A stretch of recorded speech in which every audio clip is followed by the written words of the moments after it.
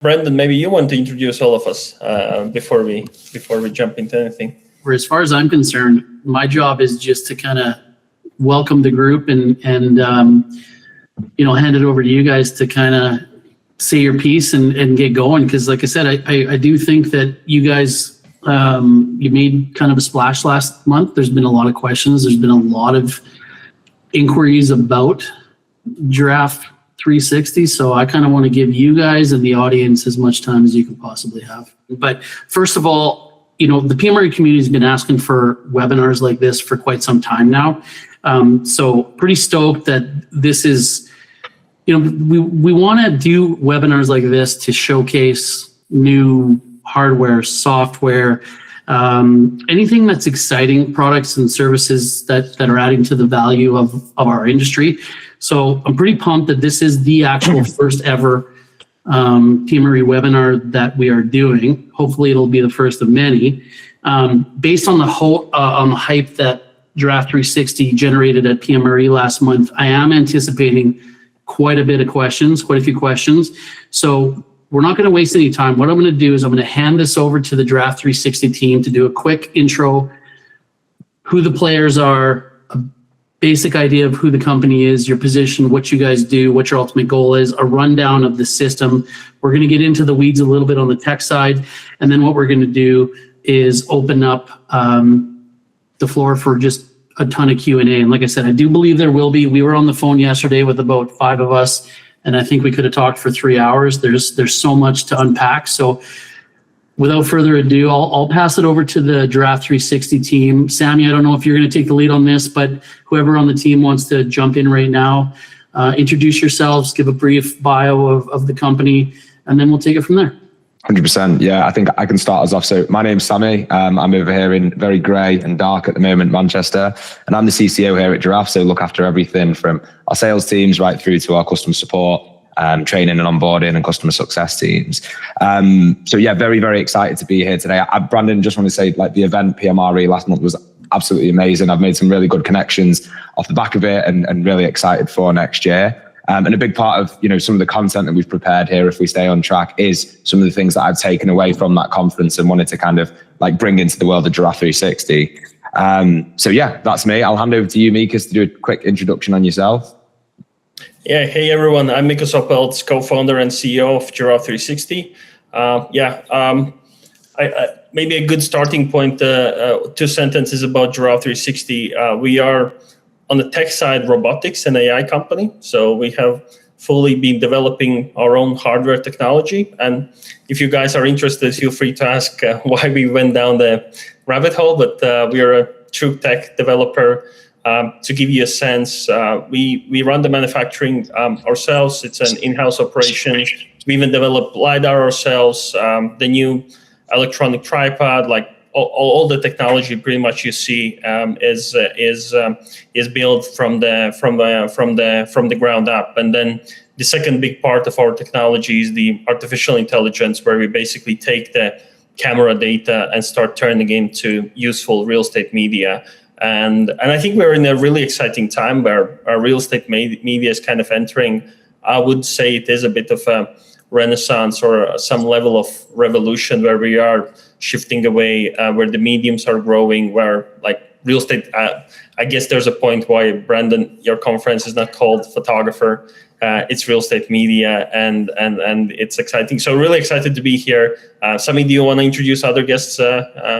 100%, yeah. And very kindly, we do have 2 fantastic guests who've joined us today. So first of all, Cole, the CEO of Apollo's Bow. And Cole, I'll hand over to you to do a quick intro on yourself rather than me, butchering it for you.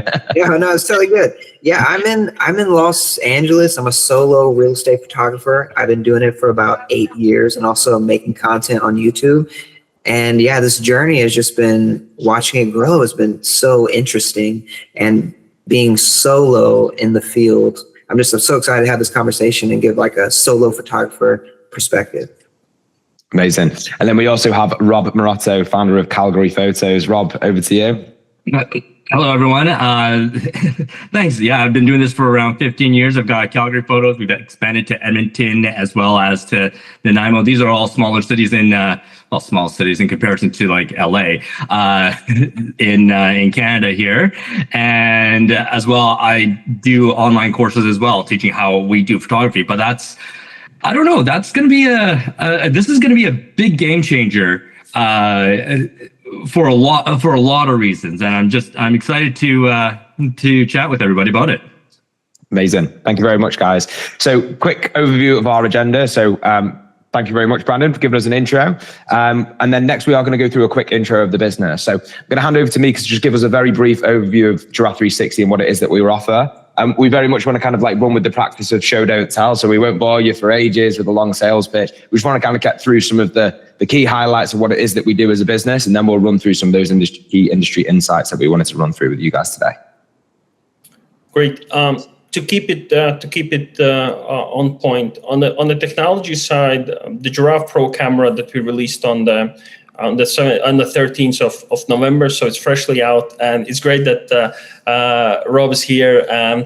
You have used the camera, so I think it will be very interesting to get your take, and and Cole as well. So I think that will make it. We can make it very, very practical. But what we claim is that the Giraffe Pro scans the best digital twin possible with today's technology. And how we break down the digital twin, it basically comes into 3 layers. We have the measurement layer, which comes from our point cloud. So we build millions of points from a scan. Then we have this photorealistic Gaussian splat model, which allows us like a 3D visual model for immersion. And the third layer is this panoramic, high resolution, like marketing polished model. We use these 3 models then to start rendering tons of contents. But the very simple underlying tone, how to basically, not to bore too much about the technology, is that the Giraffe camera scans a digital twin, and that digital twin comes in different shapes and forms that then gets used to start rendering like lots of mediums. But Samy, you're better to maybe walk through, to double click on some of the core things that we can generate from a single scan. Yeah, I think rather than doing like a long product demo, I'll actually just kind of show a few of the key elements of the platform here. So my entire screen should show up for us now, and we'll start with something like very simple that we're all used to seeing. So this is the Giraffe360 virtual tour. So this comes from the scan process. It's super high resolution.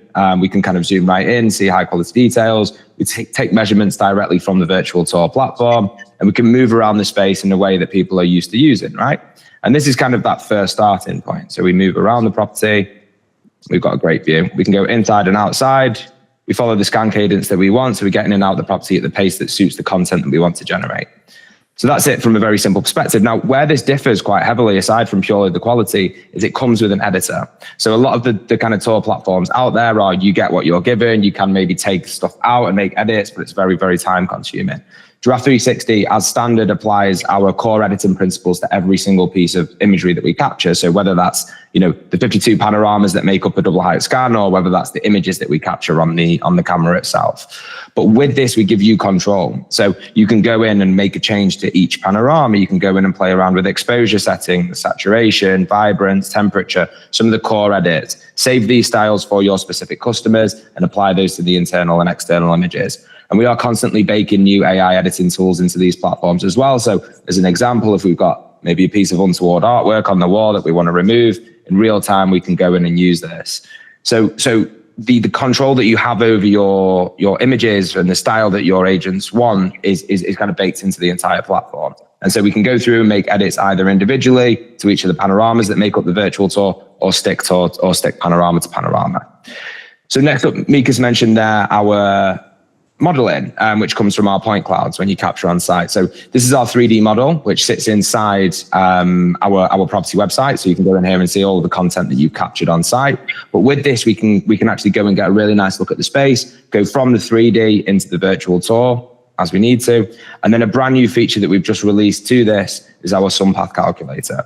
So we can look at the space and move the time slider through the day and actually see, based on like the geo data we have on the property from the GPS, the orientation of the space, where the property sits. We can actually see how the sunlight interacts with the property throughout the day.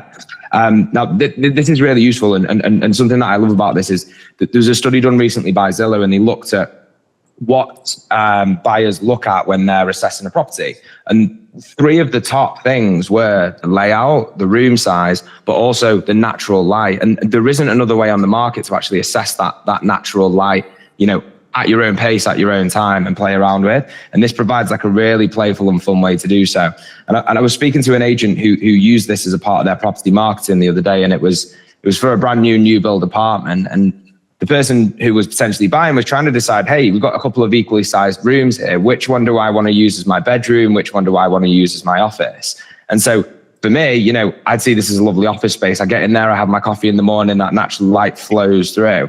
And actually, if I know I'm a lazy boy, which I am, I can choose a nice room which kind of the sunlight doesn't hit too heavily as my bedroom. So it's a really, really powerful and novel tool to market that not only gives us an idea of kind of the space, the layout of the property, but also how the sun interacts.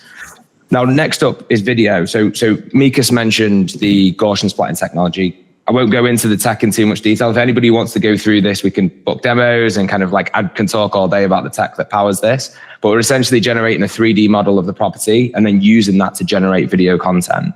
So that's everything from a virtual drone. So a drone that we generate the fly-through path, and it will run through the property and give us a longer overview of the space, moving from room to room to room. And these are all prepared both for socials and for kind of longer form, wide form content as well. So we have like a great 1-minute video. We've just released speed ramp drone. Now this is fantastic for socials. It's a very, very quick fly through of the home, which is moving from space to space. Again, this is a property that we captured whilst we were at PMRE. It's a Vegas home.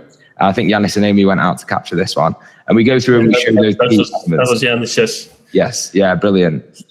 And then finally, on the drones, I mean, there's loads of examples you can see here, but we have our orbital, which we also very recently released. Again, a longer form piece of content that we can show in widescreen, and this runs through room to room. This isn't the same as kind of just throwing images into an AI editor and hoping you get something out of it. This is actually generated from the 3D model that you capture when you're on site. And so we've got a plethora of marketing content ready to go to share with agents.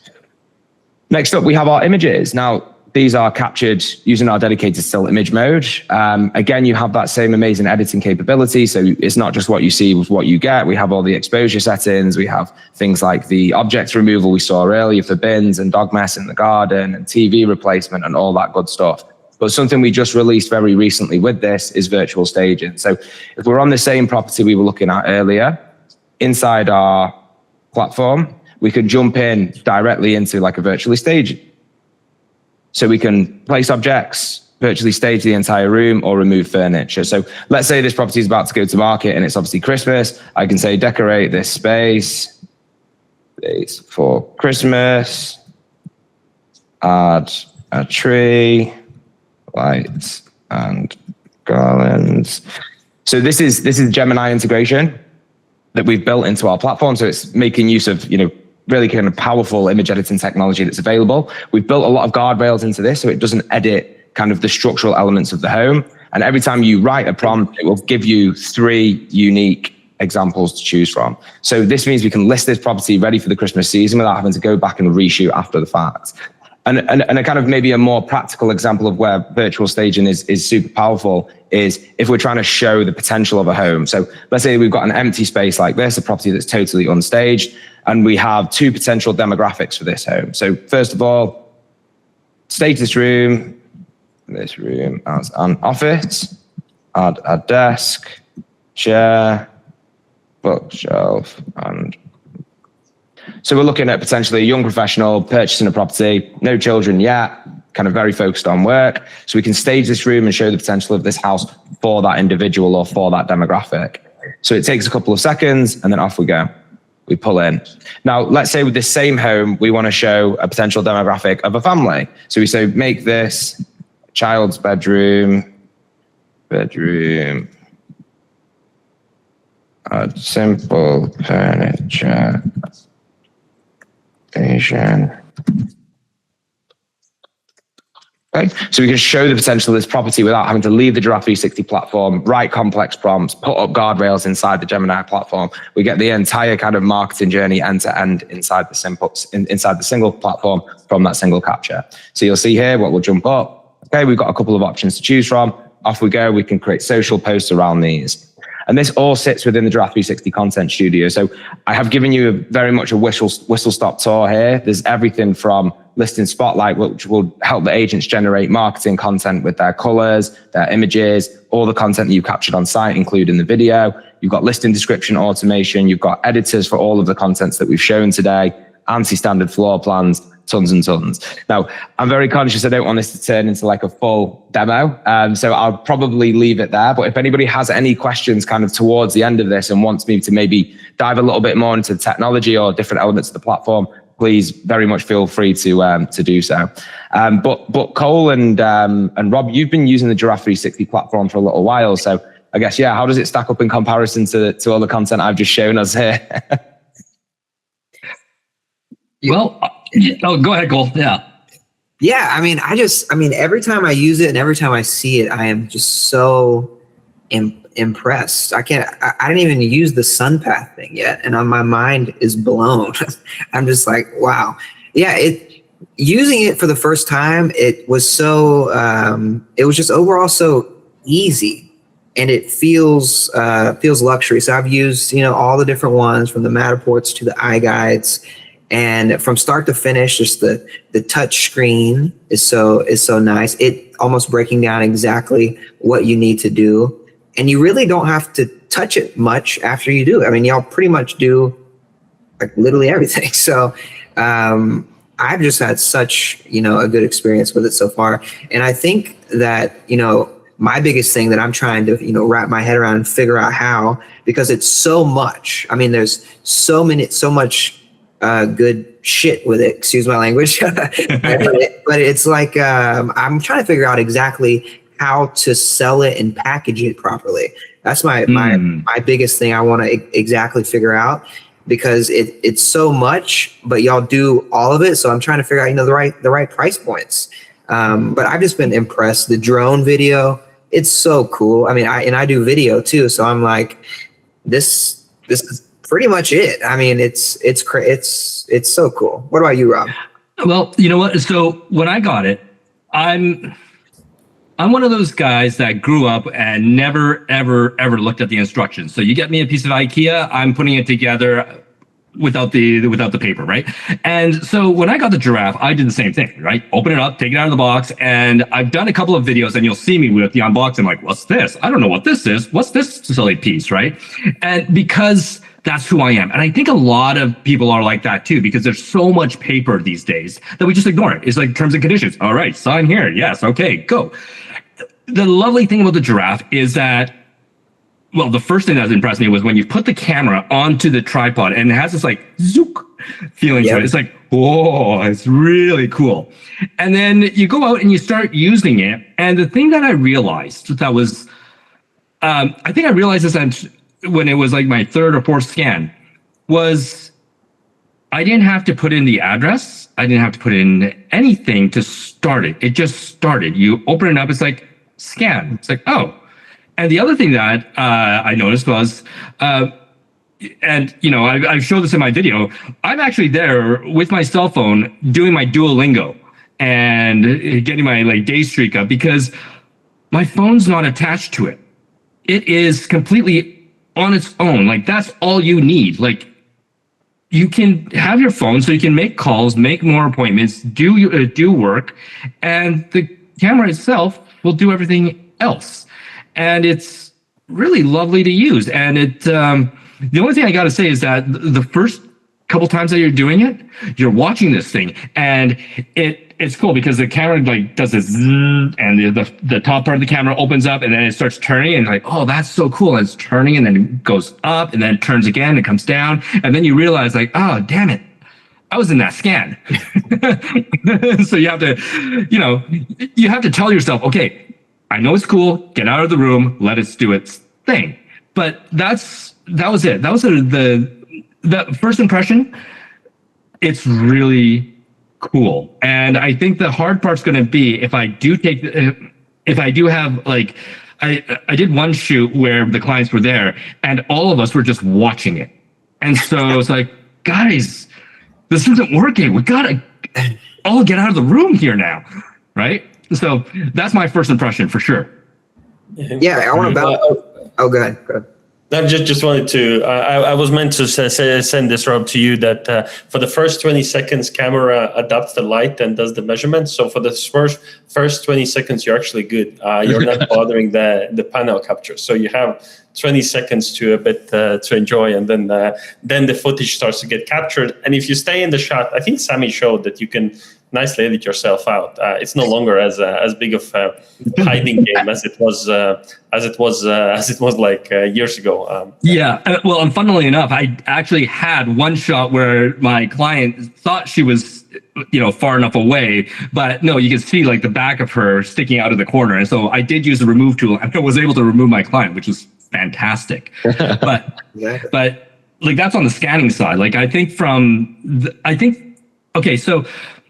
Yes, I love the technology. The only criticism that I have of it, though, is that it does take a while to scan. I think I measured it as 84 seconds. So the first 20 seconds, like Mikus was saying, is to scan the room. But then the rest of the time, it is taking a full panorama at two different heights to get that. Okay, so you guys call it the G splat, right? And I think some other people out there might have been researching this, where it's called a nerf. I can't remember. I don't even know what the acronym is. It's like near field, whatever. Yeah. It's a neural field. So they are very, very similar technologies, and we played around with both of them when we were in the process of trying to decide how to generate our video. Yeah. Right. And so when I saw it, I thought, oh, this is exactly what that was, and it's cool because if you can do that, then you don't need to have like. You can be everywhere it feels like you're everywhere at once. And that's really cool. And I really appreciate the fact that now I was just talking to one of my designers and I said, hey, this thing, it offers you the point cloud. It's a 3D point cloud. It's an E57 and PLY formats. Does that make any sense to you? And she said, oh my God, yeah. We're going to like, next time we do a renovation, I'm going to get you to come in and scan the before house, get all the data, and then they can work in CAD using that to do their entire renovation. I thought, oh. And she's like, yeah, we used to have to order that through Matterport or through or using like the Leica, the big one, right? Yeah. And we're like, oh. So if I was to offer that at a cheaper rate, it's like, yeah, absolutely. So there's so many different places where this can be used. So it can be used in an industrial. I'm thinking just myself, like it's only been like a month.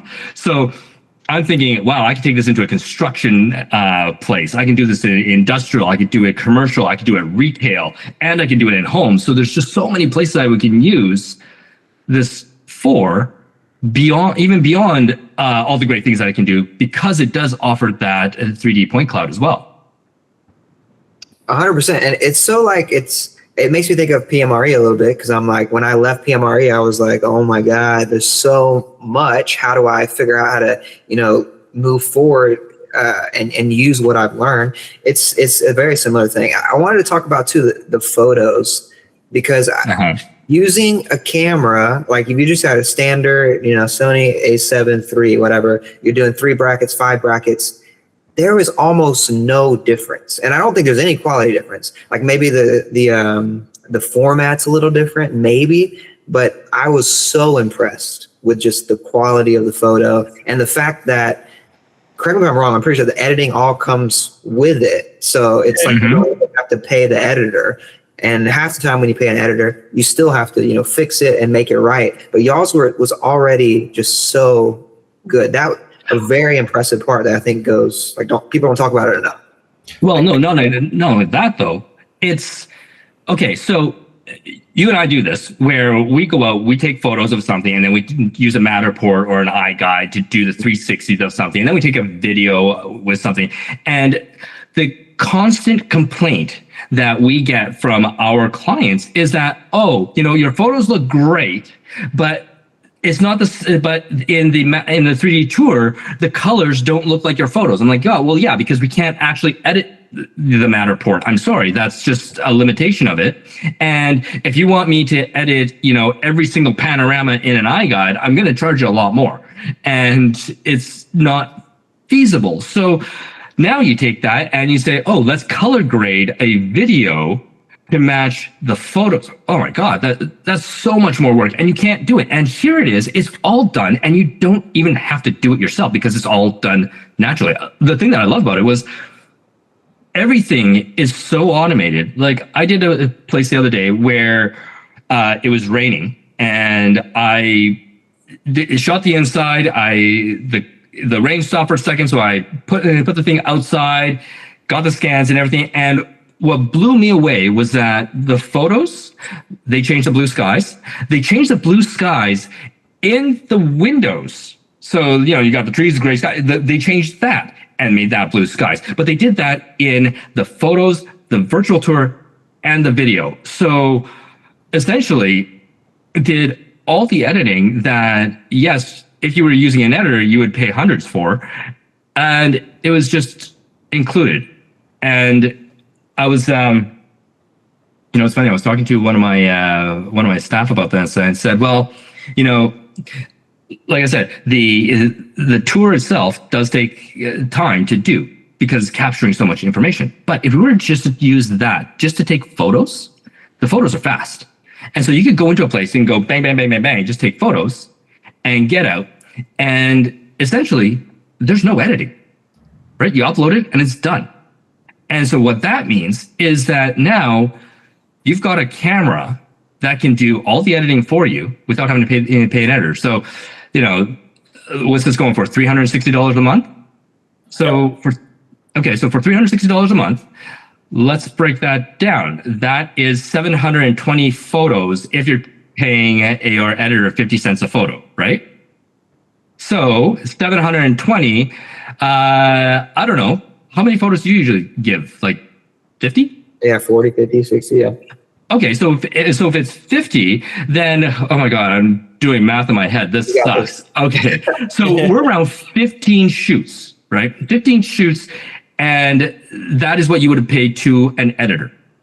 Everything else after that is gravy. So essentially, you go in, you use a draft, you shoot, you send it off, it's done. Nice thing about this, you don't actually have to upload any files to a Google Drive or anything, then download it, then send. It's all just done. So in that sense, it's like, oh, easy. Just even for the photography portion of it, it makes perfect sense to me. Exactly. All right. And I know there's a bunch of you out there that are raising hands and stuff. Please keep your comments. Actually, if you have comments, questions, or stuff like that, please put them into the chat there, and we'll just make sure that we grab all those at the end so we don't forget. So please, put everything in there. There's a QA function in the bottom right, and also we'll do a little hands up at the end. So if anybody does have any questions, pop them on. But I think Brandon, one of our co-hosts, is got something to say as well. So Brandon, I'll loop you in. No, I was just wondering if we were into the Q&A yet, because I'm excited. I got some questions of my own, so I can bail. I just didn't know if I was jumping the gun here. So let me know when it's time, and I've got a few ready for you. Perfect. Well, I guess we do have a couple of industry insights, which I think would be really useful for us to go through. And these are things that we've been looking at for a little while now, which we found that some media providers have actually used in conversation with agents when they're pitching, their products and kind of widening their average order value and trying to kind of like bring in more to each of their shoots. And so we looked at like an amalgamation of data that we've seen online, and we see stark contrast, right, between the buyer's demands and what the buyers hope and expect to see and what agents are actually providing as their kind of core media packages. And so video, floor plans, virtual tours, we see very high demand, 74, 67, 58%. But in terms of like agents listings, we see low like provision. It's 9%, 16, 10%. And that's a real stark contrast between what the market's growing to expect and what agents are actually willing to pay for, right? Is I think like the crux of this, not what you guys are set up to do generally, but what agents are willing to pay for. And agents generally want to achieve growth with socials, but then a very, very small portion of them use social media tools. And I don't think it's just about the tools that they utilize. I think there's a lot of power in the content that they get from their media providers, right? If they've got content that's easier to translate into socials, that then translates into real world impacts for them as an agent, growing their brand, kind of finding more selling leads, et cetera, et cetera. The single listing websites, which we provide for every single piece of, every single property with all the content that we generate, we see a much higher conversion rate. But again, agents aren't utilizing these. The agents want the moon on a stick in terms of the content that they want from their media provider, don't necessarily want to pay for it, and don't necessarily understand how to translate that into actual kind of marketing at the end of the day. And so we see, again, like a real stark contrast, not just between the buyers and the agents, but between what the agents want to achieve and what they're actually doing on a day-to-day basis with this. And I think a lot of this impact and kind of change in what buyers expect to see is purely due to the changing demographic over time. And Mikus, this is a slide that we have been through in the past, but something that I think you're very well positioned to kind of run us through. I love hearing this story. So. Yeah, like last year, maybe not everybody will enjoy this part of the story, but last year was the first year where millennials became the biggest home buyers in America. So it already happened. So Samy is now your target audience for the media. So it's like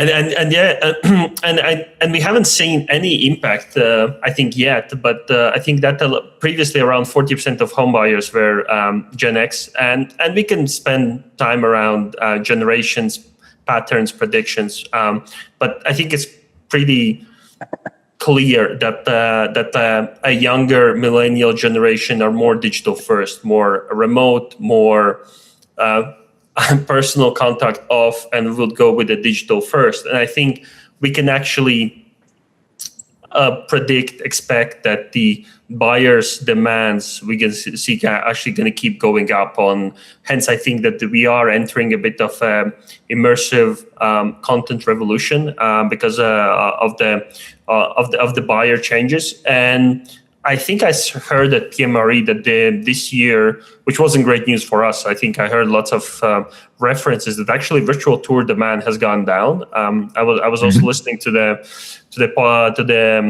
PMRE's podcast, and I think the panel was discussing that actually tour, like video is going up because of the social media, but the tour demand is going down. I would say age probably is true that agents are asking for less tours, but I don't think it's gonna stay like that. I would be in just looking on the trend. We are going in more immersive web, and in a sense, and I heard that in PMRE that there was lots of sentiment around photography, and that like maybe the art form of beautiful photography is going away, and I associate with that. I started my first. That's how I ended up doing Giraffe360. I started a real estate, like an interactive media company. I was doing photography. I was doing VR at like back in 2014, and so kind of photography was always very,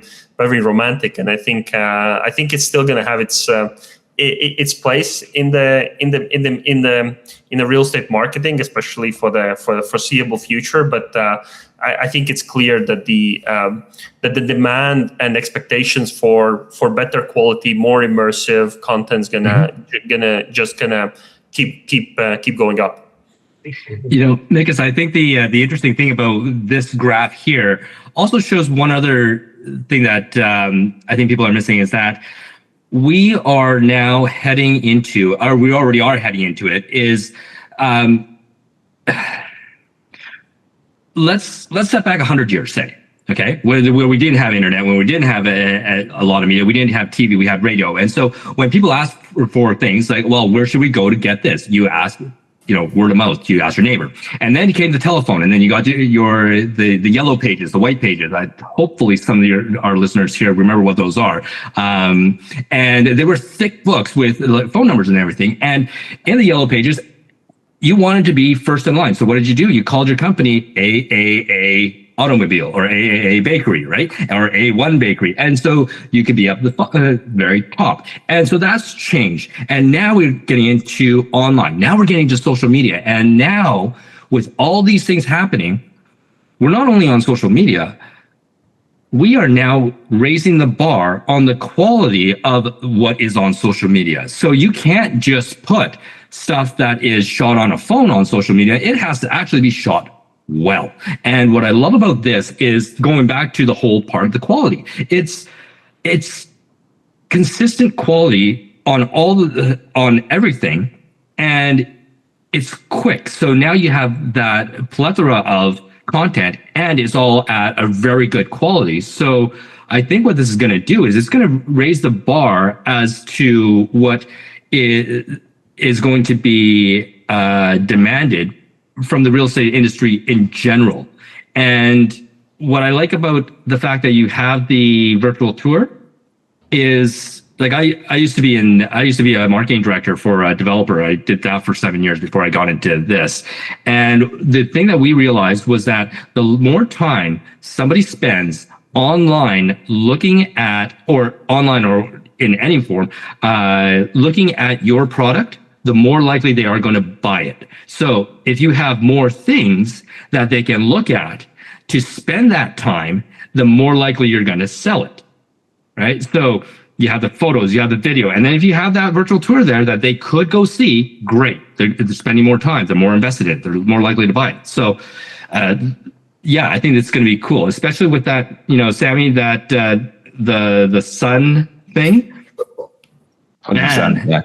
I think what's really interesting on the trend in virtual tours is, and somebody did go through this at PMRE as well, is that yes, the agent demand for the virtual tours is dipping. Like, the agents ask for it less and less. Probably a lot of people in here probably feel that. But if you show a virtual tour to like a civilian, to a consumer, somebody who's in the market looking for a property, you're still going to get that reaction of like, holy shit, this is really cool. Like, wait, pass me that. I want to have a look at that house in my own time. And so I think there is like a bit of a disparity. And I think what Mikus said earlier, which is like, it's not necessarily going away. It's just that we see kind of like a dip in requests from agents directly now is something to be aware of. And in the slide I went through earlier, I kind of touched on how big the disparity is between buyers and what agents like are willing to provide and pay for as a form of their marketing pack. But there was also a study done into sellers and what sellers want.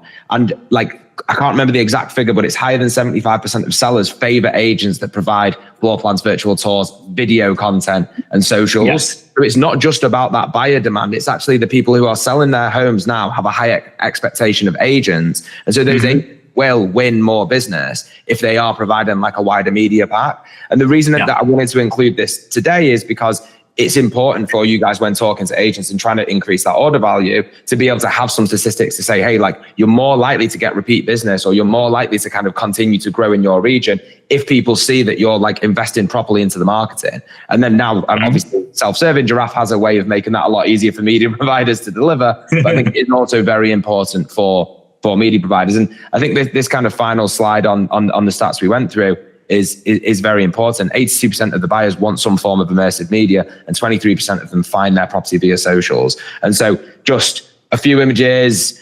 maybe a virtual tour isn't enough to hit socials properly. And Rob, as you mentioned from an old life as a marketing director, like, people need to look at a product like on average 5 times before making a purchasing decision.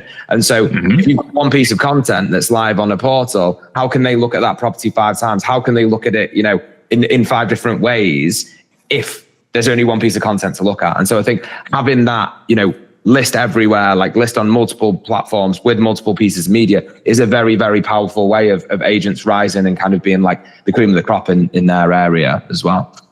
Absolutely.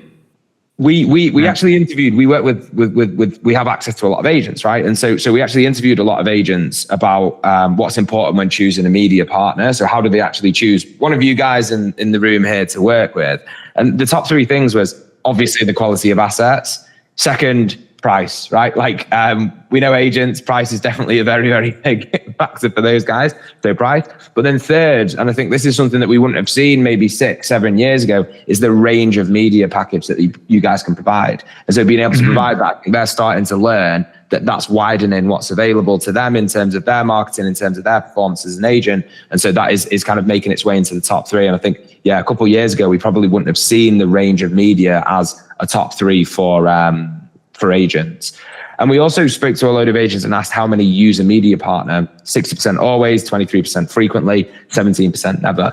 And I think Robin and Cole, I think this is something that came up a lot at PMRE, but thinking about that kind of frequently and never segment, how do you guys convert those? Like, what is it that you guys do to get them out of that frequently or out of they don't work with media partners into that kind of like fan that always use you, right? Like you want that repeat business.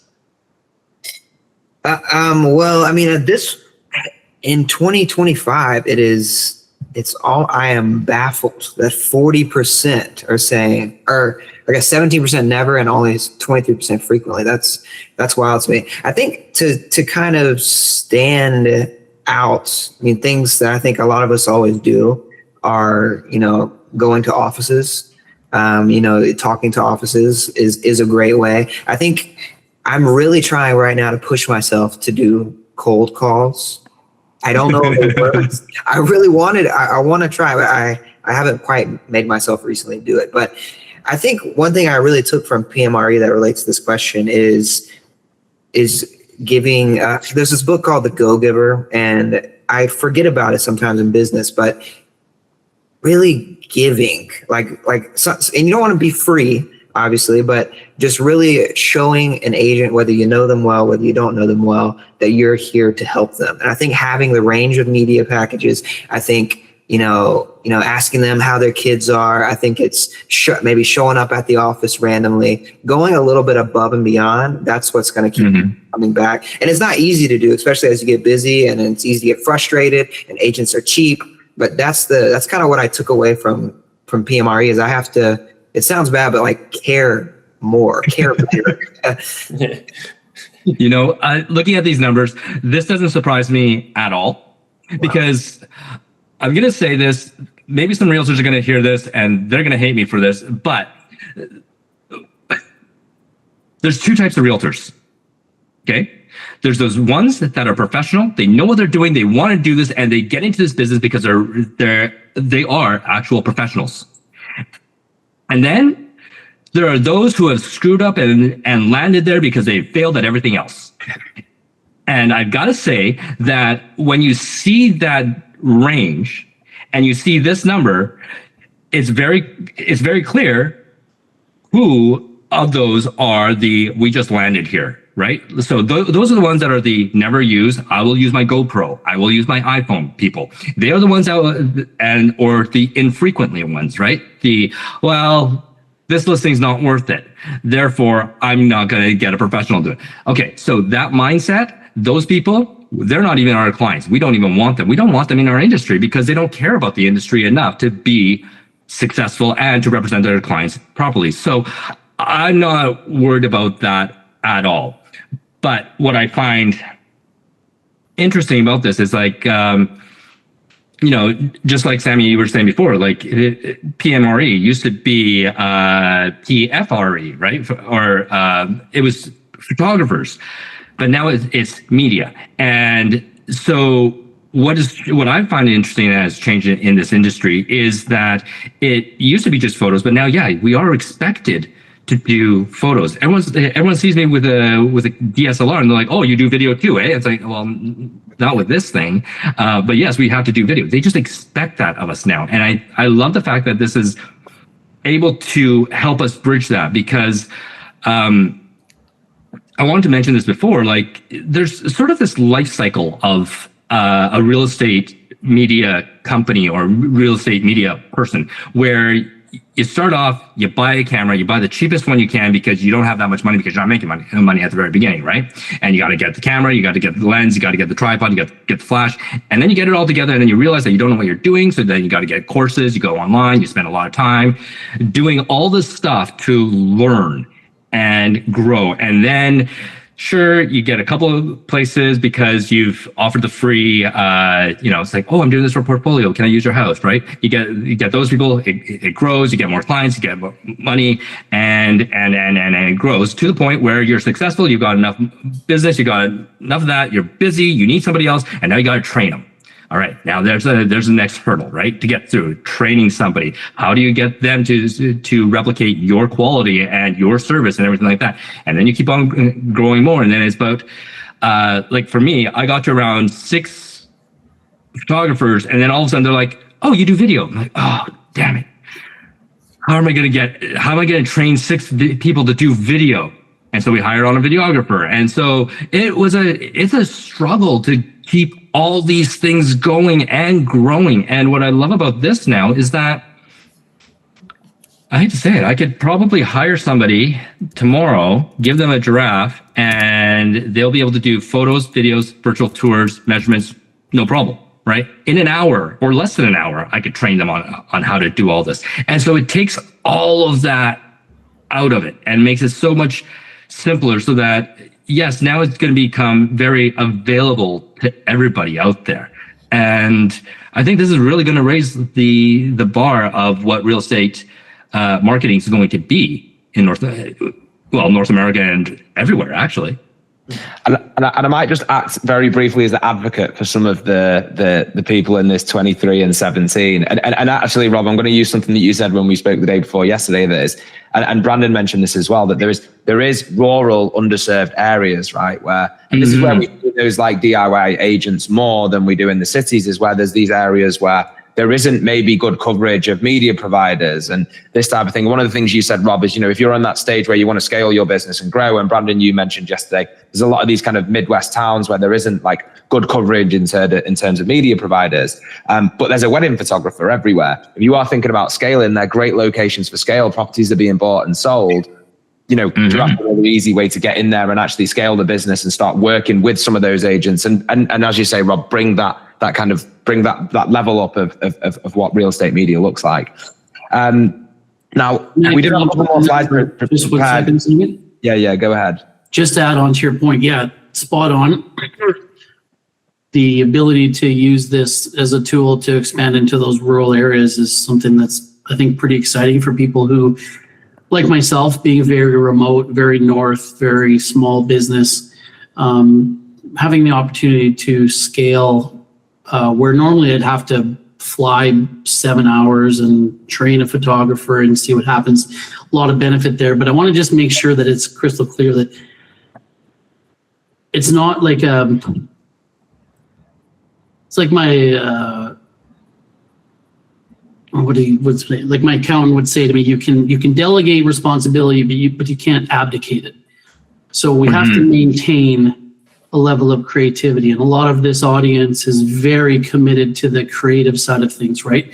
So when we're talking about what we're talking about tonight, it's, to me, what's exciting about it is it's an augmentation of our brand. It's another tool in our belt. It's another thing that can help us expand to a level or a community or an opportunity that maybe we weren't sure we could because we didn't have the resources, or it was going to take too much time to kind of try to train that person, and then they could potentially take what we teach them and use it against us over time. This is a bit more of an opportunity where it's like, hey, we can't go 3 hours away and justify training somebody up, but we can train up an operator that could extend our brand, right? So I just wanted to put a little bit of a note on that to make sure, because I don't want people to think, at first and foremost, PMRE, we were born from a bunch of creatives, right? Like our passion is photography, our passion is creativity, our passion is turning our creativity into a lucrative business. And now that we're at the point where we're at, where we are all very legitimate, savvy business people, we're just looking for opportunities to augment that opportunity and expand it, right? So I just want to make sure people don't think that we're trying to sort of navigate around the creativity, but more so think of ways to just double down and make sure that we're offering our clients the best possible solution and situations they possibly can get. So sorry to jump in, but I just wanted to make sure that was kind of hit home. Can I actually double click on that? Because I think creativity now is unlocked on a different scale, because you now unlock it across 4 or 5 different mediums. You have video, tour, floor planning systems. You have photography, where historically was that executed. Then that moves to the marketing. I think what's a bit of an elephant in the room question, and I saw that in PMRE. Not every photographer who's been doing that for 15 years now is excited to get in like a video production, because like when we design Giraffe system, literally every content has editors. So you can technically set up everything on autocreate and you don't have to do anything. And we have tons of people who does that, but then you have tons of people who tinker to personalize so the panels match the photography style and Right. and there's these, and so I think the technology usually just opens, kind of democratizes things and allows to do it. I think where now that it's in the hands of the user, or in this case the creator, to decide whether you want to apply that creativity to the new mediums. And I think it will be personal choice. I think there will be the ones who decide not to venture into these new mediums, and the ones who decide to take this as an opportunity. I think both of those things work. Yeah, and I totally agree. And I just want to make sure that people realize that where I see the opportunity in this, rather than me spending an hour and a half on site scanning the property, I can now spend my hour on site being super creative about video, or spending more time with my photos to make sure that they're next level.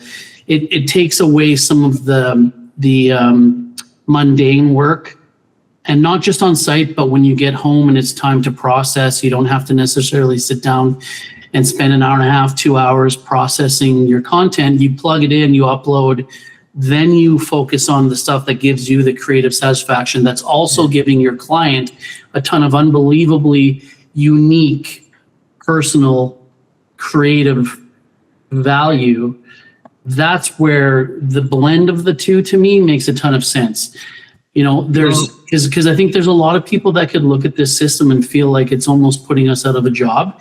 But to me, it's the complete opposite. It just augments our brand. It's another tool. And then we can focus on the stuff that we really want to do. No different than back in the day when you couldn't do, I don't use whatever example you want. God, email, Lightroom, automating certain processes, data dusk, whatever that looks like. We've always found, perfect example would be, 6-8 years ago, where people finally accepted the fact that it probably makes more sense for us to spend our time on site doing the really challenging stuff, which is capturing the proper data. And then we can hire an editor to do their thing so that we're not working until 2:30 in the morning. It's kind of the same thing, but in a different direction. So I just want to make sure that people aren't thinking too short-sighted about this, where it's like, we're automating or commoditizing the industry. It's not really that. It's just another tool. It's not going to work in every scenario, but it's actually, Brandon, a lot of scenarios.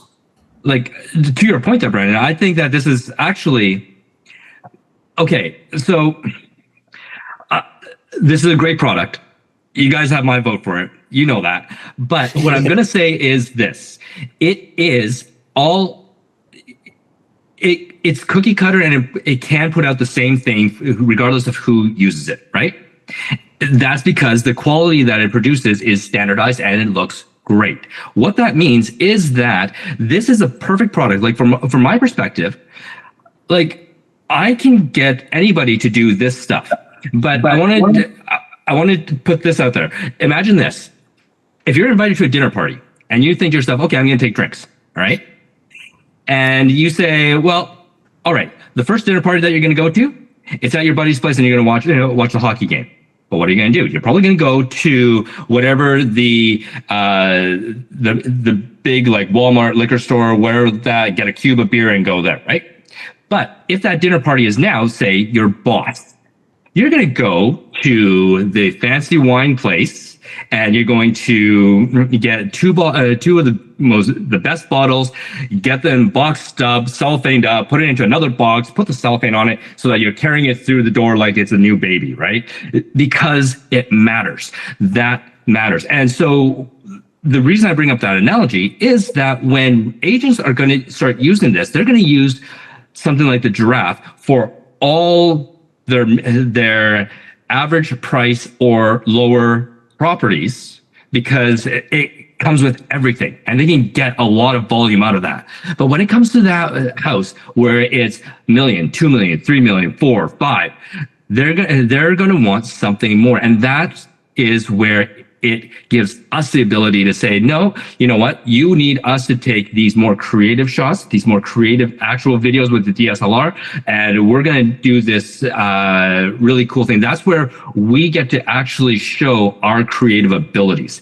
And so, yes, when it's the foreclosure thing, you know, I don't need to send my top videographer and my top photographer to that, but I can send somebody with the Giraffe and grab all that information. So what's lovely about it is that it really does take the stress off of me to having to shoot, say the I don't like to use the word mundane, but the you know, the more standard entry level kinds of houses all the time.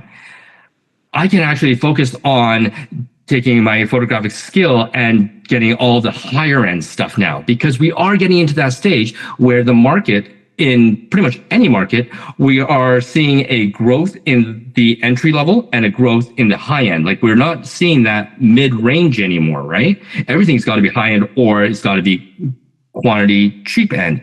And so this helps look after the majority of the smaller listings that we would have, but then it opens it up so that we have the time and the bandwidth to do these really creative things on the bigger high-end stuff.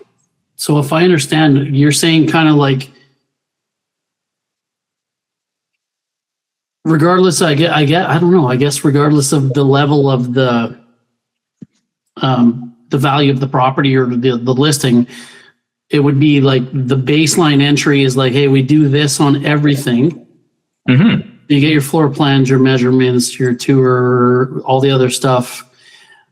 You free up your team to do some of the more creative, and obviously that depends on who you are. Like if it's a $6 million listing, you've got different packages, but your standard baseline becomes kind of more consistent. Yes. As a starting point.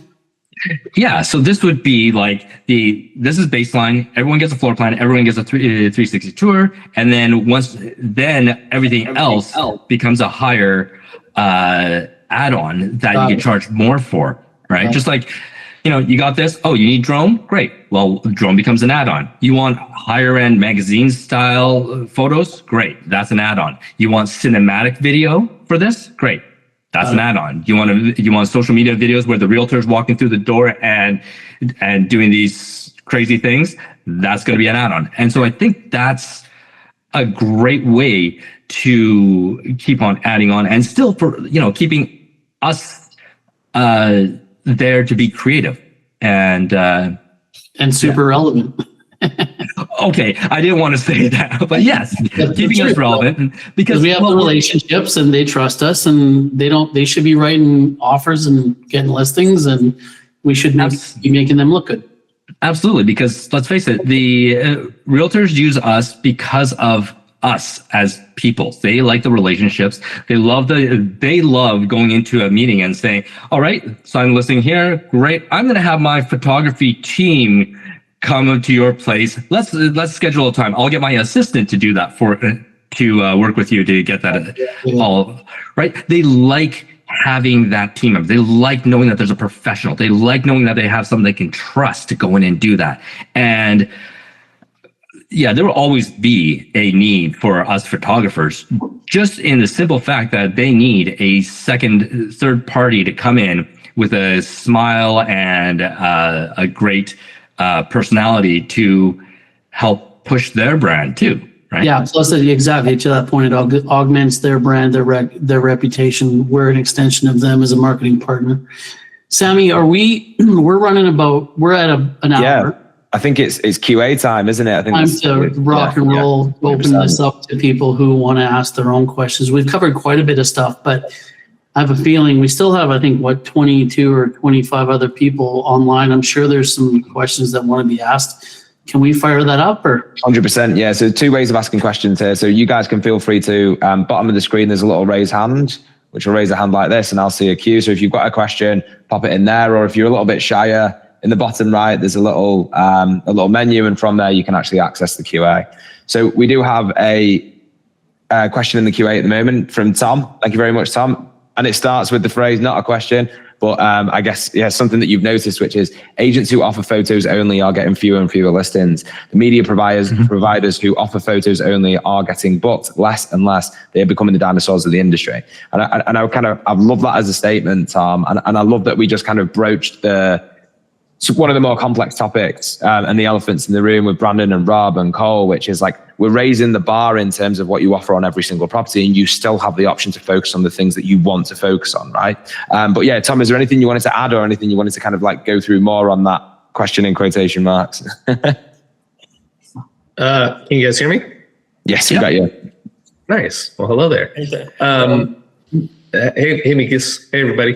Giannis, I see you. Amy, Samy, everybody, Brandon.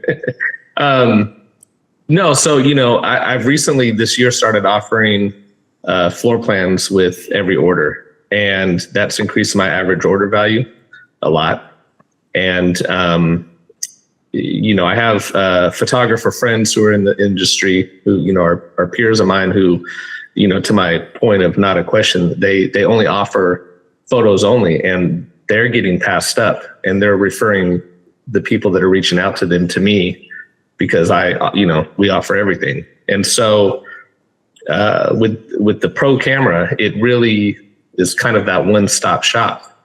And you don't have to be a video person. You don't have to be a floor plan provider. You don't have to be a photographer. I can have my 16-year-old learn how to use it in, an hour, and she's good to go.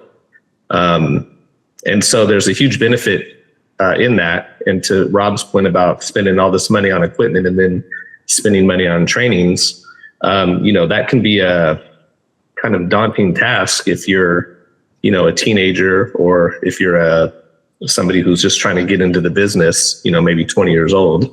You don't have a whole lot of money to spend, but paying $300 and something a month is a lot more appealing than paying, thousands of dollars for all this gear. So yeah, that's pretty much it. Thank you, Tom. So another question just pops in. So can an industrial warehouse be scanned, or are there limitations with LiDAR when capturing large spaces? Yes, industrial spaces can be scanned. We have a recommended scan cadence for kind of like very large spaces, but our LiDAR works up to, I believe, 100 meters. And yeah, it does obviously impact accuracy to some degree, but yeah, we have a recommended scan cadence for large space. But Mikus, go ahead. The longer the distance, the LiDAR accuracy starts to slip. So if you want to be very sure, you focus on something that's in the range of 150 feet, and then you do the next scan. But there's a correlation. The denser it is, the more accurate it gets. So kind of there's a when we test the LiDARs, we focus on the residential. So our facility is kind of like, I think it's more in 100 feet range where we typically do all the thorough testings. But the distances are longer, and it doesn't have the limitations there. And we do have clients who capture commercial space with Giraffe as well. I was just going to say, I just did a 15,000 square foot event venue in San Francisco. And yeah, you can go far and far, further apart, but just for, a nice visual tour, it's still recommended to scan, fairly close, 5 feet, 6 feet, 7 feet.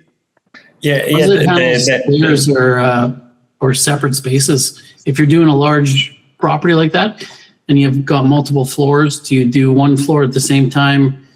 Is it kind of like a Matterport where you have to scan up the stairs? If you're going to multiple if you're in my world, we have a 2-story home, but then the basement suite is completely separate. Are those 2 separate properties, or are they combined? How does that work? When I did this space, it was 3 floors, and I scanned the stairwell. There was actually 2 stairwells, one on either side of the building, and I did not scan the second stairwell, but you guys at Giraffe were able to render that in, or draw that in the floor plan, and that came out great. You don't need to scan on stairs, Brandon.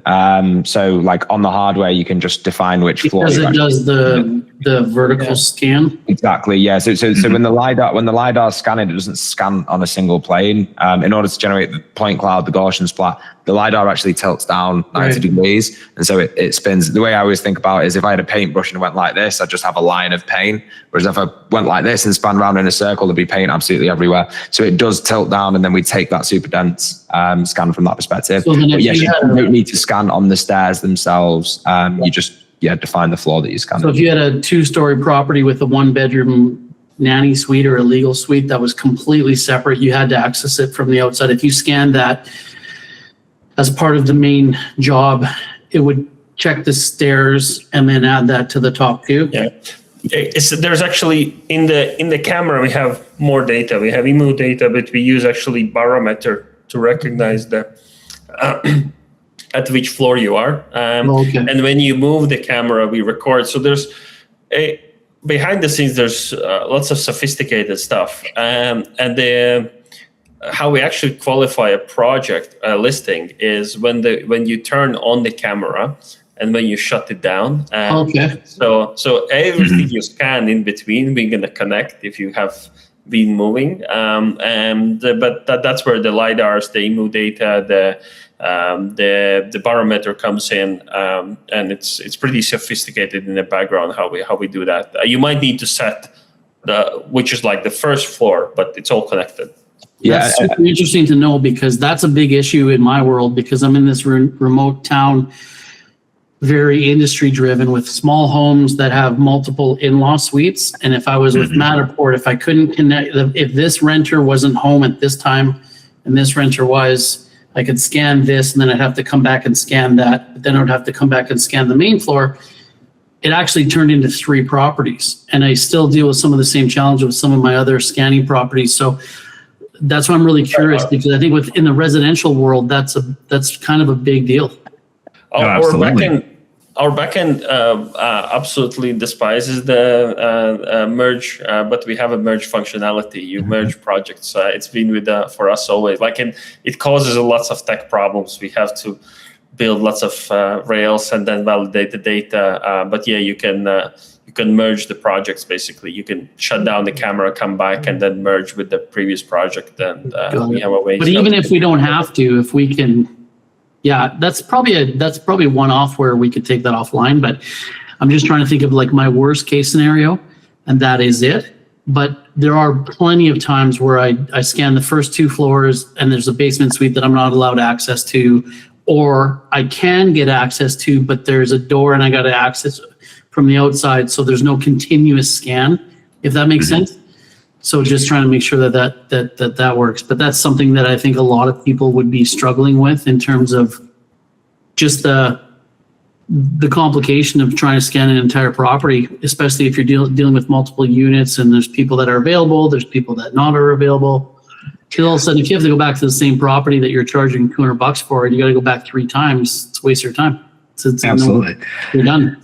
The one question that I do have, though, which I think is going to be interesting, is like, so one of my clients that I have is a refrigeration company.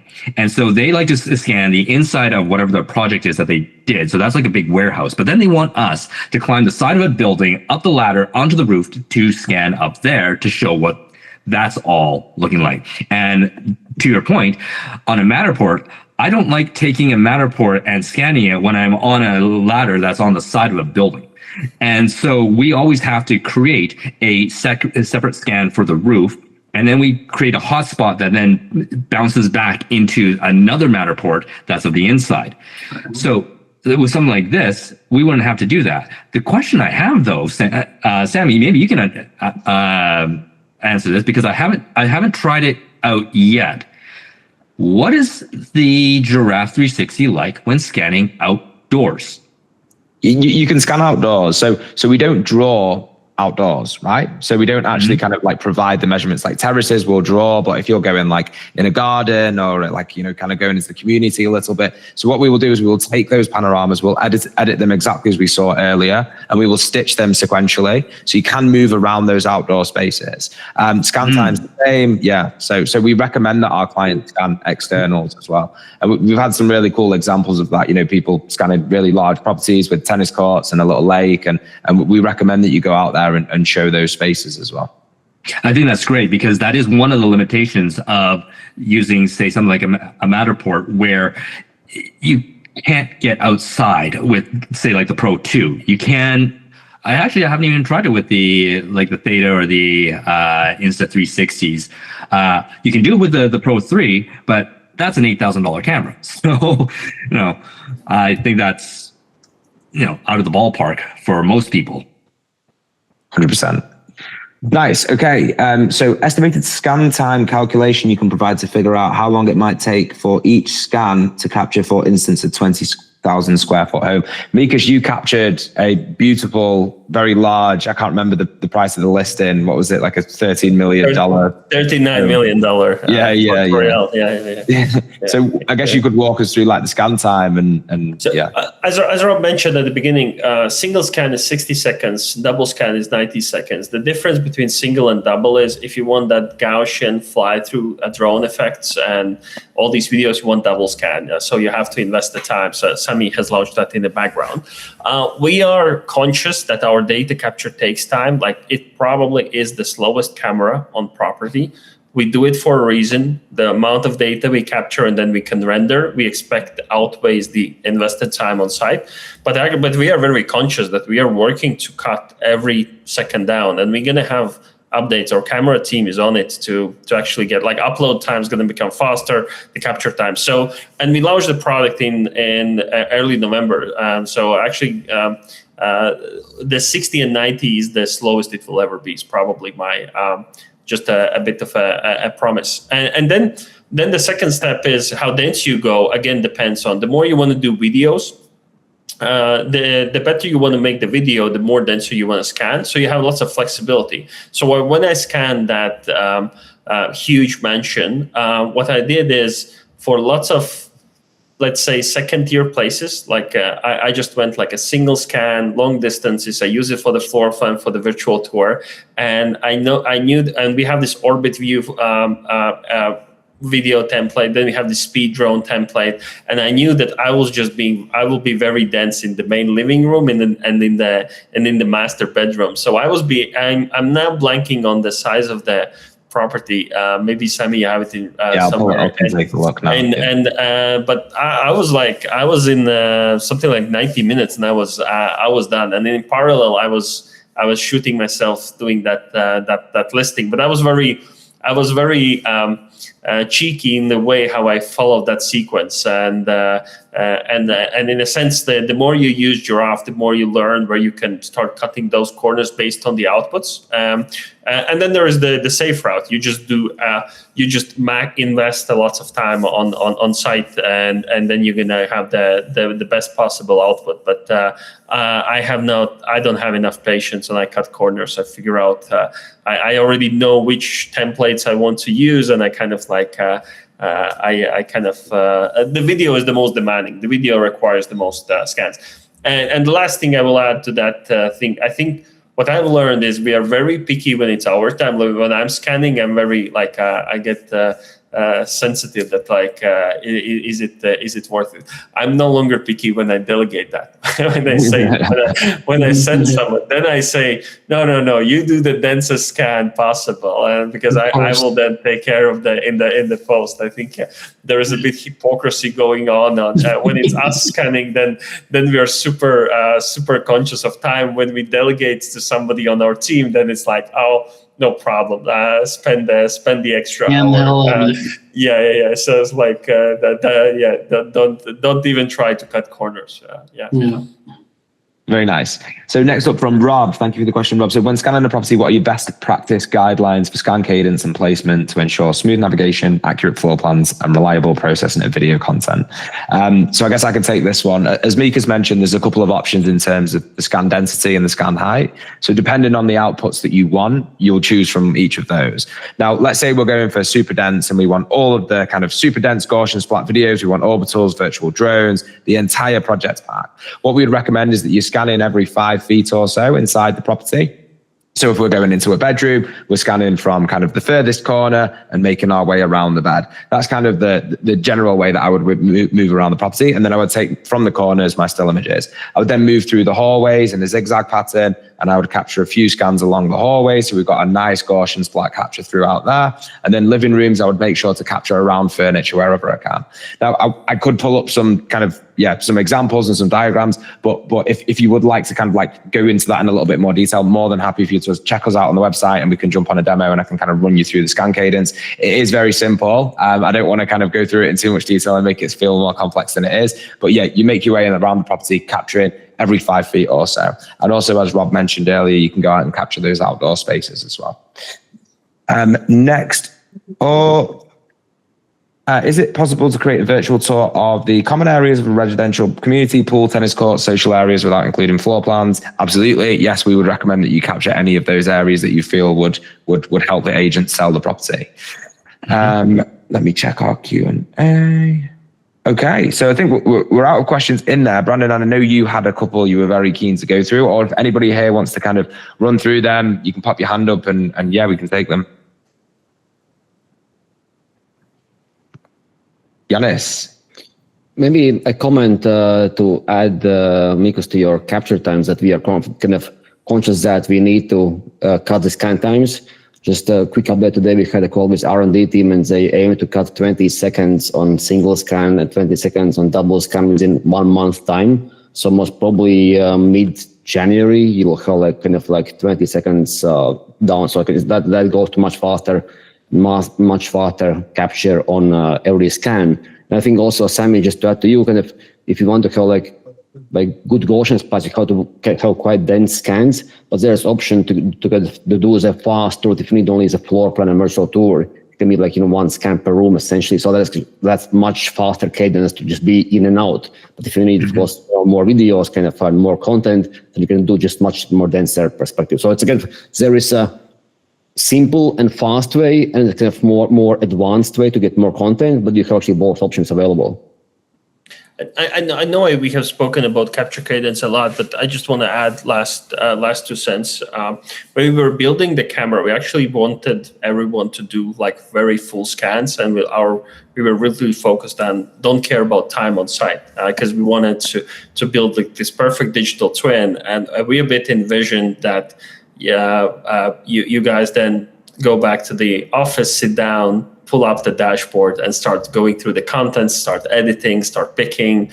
You can build that kind of video style, that video. And so you can have this like perfect, I actually have created a perfect digital copy then to use for specific content generation. I think once we started to release, we really quickly realized that's a bit of that's too much of an optimistic thinking that because there's different properties, and so hence this flexibility starts to come in, and I think everybody needs to figures out what works for them better. But there is the flexibility built in, but I just wanted to comment that we entered this with a very high bar and not being conscious of a time on site, just conscious on the best quality, the best result. Like, let's go for the best outputs.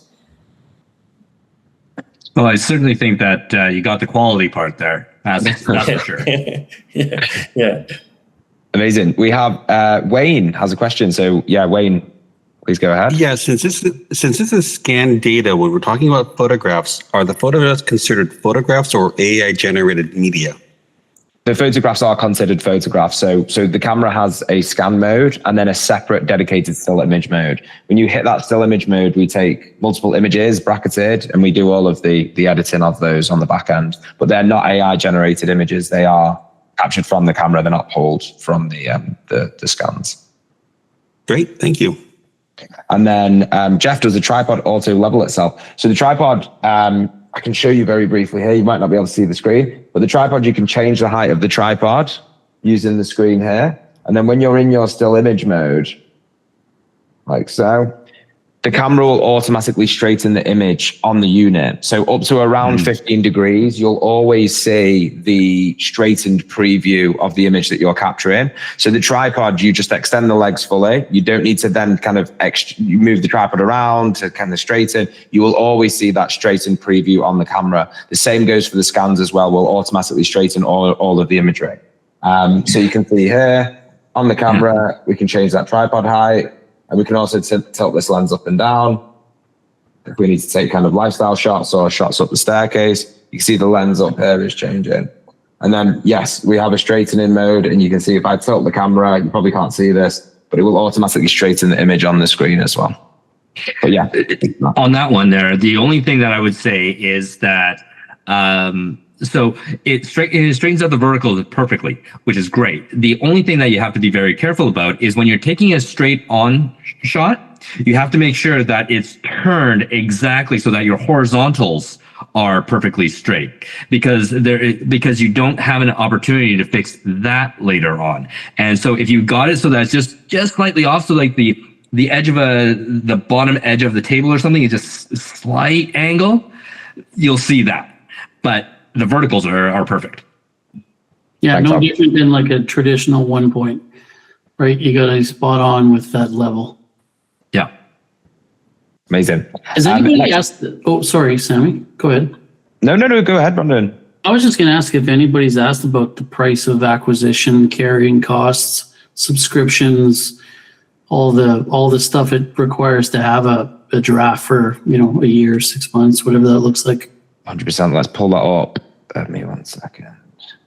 I was glad that you asked that. Brandon, we were prepared for that question. I would have thought it'd be the first question, but I didn't see the questions on my side, so I just want to make sure we're not missing anything. So Giraffe360 operates with the release of the Pro Camera flat price structure. So normally $360 per month with an unlimited project processing. You have a 60-day money-back guarantee from the point of order. It's a 30-day rolling contract, and it comes with no hidden costs. So everything we've shown today is included as a part of the base subscription. Now, this is usually $360 per month, and we've been very excited to get to that price point. Historically, we've kind of been tethered to the project's processing volumes, and with some pretty big breakthroughs in AI and how we process these projects and scan view and all that type of stuff, we've finally been able to get to that 360 price point, which is beautiful from a marketing perspective. But for PMRE, we have a special offer. So we're taking 10% off the cost for the first 12 months of the subscription, which brings your monthly down to $324. All you need to do is use that code PMRE on the Giraffe360 subscribe website. You can see giraffe360.com/price at the bottom. And even with this 10% discount for the 12 months, you still have your 60-day money back guarantee, and you're still only locked into a 30-day rolling term. I think the most important thing that needs to be emphasized here is that includes the camera. And yes, that's the part that blows me away, because like you look at a Matterport and the pricing compared to a Matterport is about the same. The difference is that you have to buy a Matterport, which is, if you buy, I don't even know if you can buy a Pro 2 anymore, but a Pro 3 is around, $5 to $8 grand, depending on which country you're in, right? Or which dollar you're using. So it's a heavy investment for just the equipment on even like an iGuide. iGuide still costs north. I think they're around $1,500 to $2,000. So you don't have that. For this, you get the actual machine, and that's what blows me away. And that's why I'm saying that from an entry perspective, anyone wanting to get out there and get into this, even if it's just for the camera portion, it's so inexpensive that I'm gonna predict that we're going to see a whole bunch of people going out, starting real estate photography businesses with this, just because it's so easy to get into. 100%. Thank you, Rob. If somebody, because again, to your point, the barrier of entry, this is going to disrupt a lot of providers in the industry. There's no question about it. If somebody jumps on this bandwagon and for whatever reason, halfway down the line or in a year time, it's not working for them for whatever reason it is, and they need to return the camera, number one, is there a penalty? And number two, what happens to the data that they currently have? Because like I ran into an issue in my early days as a total rookie, scanned a 20,000 square foot warehouse with Matterport as a move-in, move-out alternative to doing a manual inspection. That company was supposed to have a 2-year lease. They re-upped for 8 more years, and I was on the hook for hanging on to their subscription for 8 more years. So I lost $1 bazillion on it. What happens if somebody just has to return the camera? Do they get their data back, or do you guys own that? Yeah, I can take that. So first part of your question, is there a penalty? No. So it's a 30-day rolling contract. You can turn the hardware at any time and sustain the contract. The hosting, when you have a Giraffe360 subscription, is always included. So you always have access to your historical projects. You can manage those and archive, but there's no charge for de-archiving. Now, if somebody decides that they no longer need the subscription, but they want to retain all of those historical tours active, then we offer a hosting only package, which is, I think, $49.99 per month, and that's for hosting of all of the projects that you've captured historically.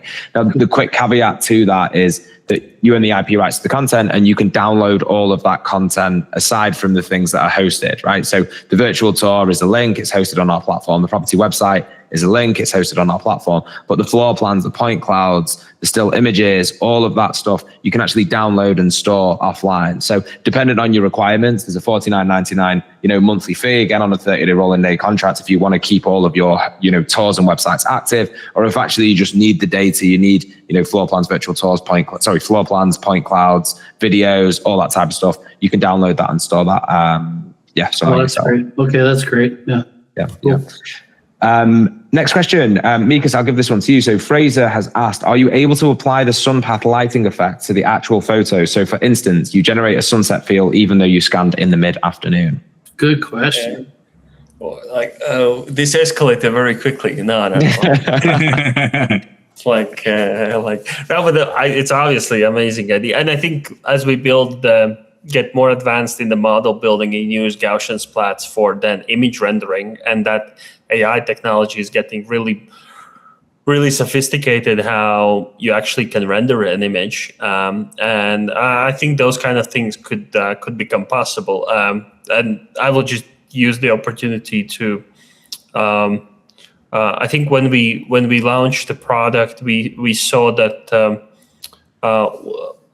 that when a photographer looks on this more like a Swiss Army life with lots of outputs, like, hey, you get floor plan photography, virtual tour video, but there is a bit of a underlying thing which changes the game, that we are building like that digital twin model that and there is so much AI interacting that these systems going to just keep evolving, and how we use the data, how we cross-reference the data. So you saw the 2D, 3D, then the sun path. Like these are early innings of the kind of like how the future of like a digital twin and then content creation will happen. But adding sun falling direction to photography, not yet. We're not that far.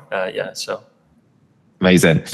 Next question we have in is from Tom. So for media providers that have teams of people, is there an ability to have multiple cameras upload into the same account so you don't need individual accounts per camera? And are there any plans on enterprise type discounts for volume camera purchase? So yes, you can have multiple people tied to the same account.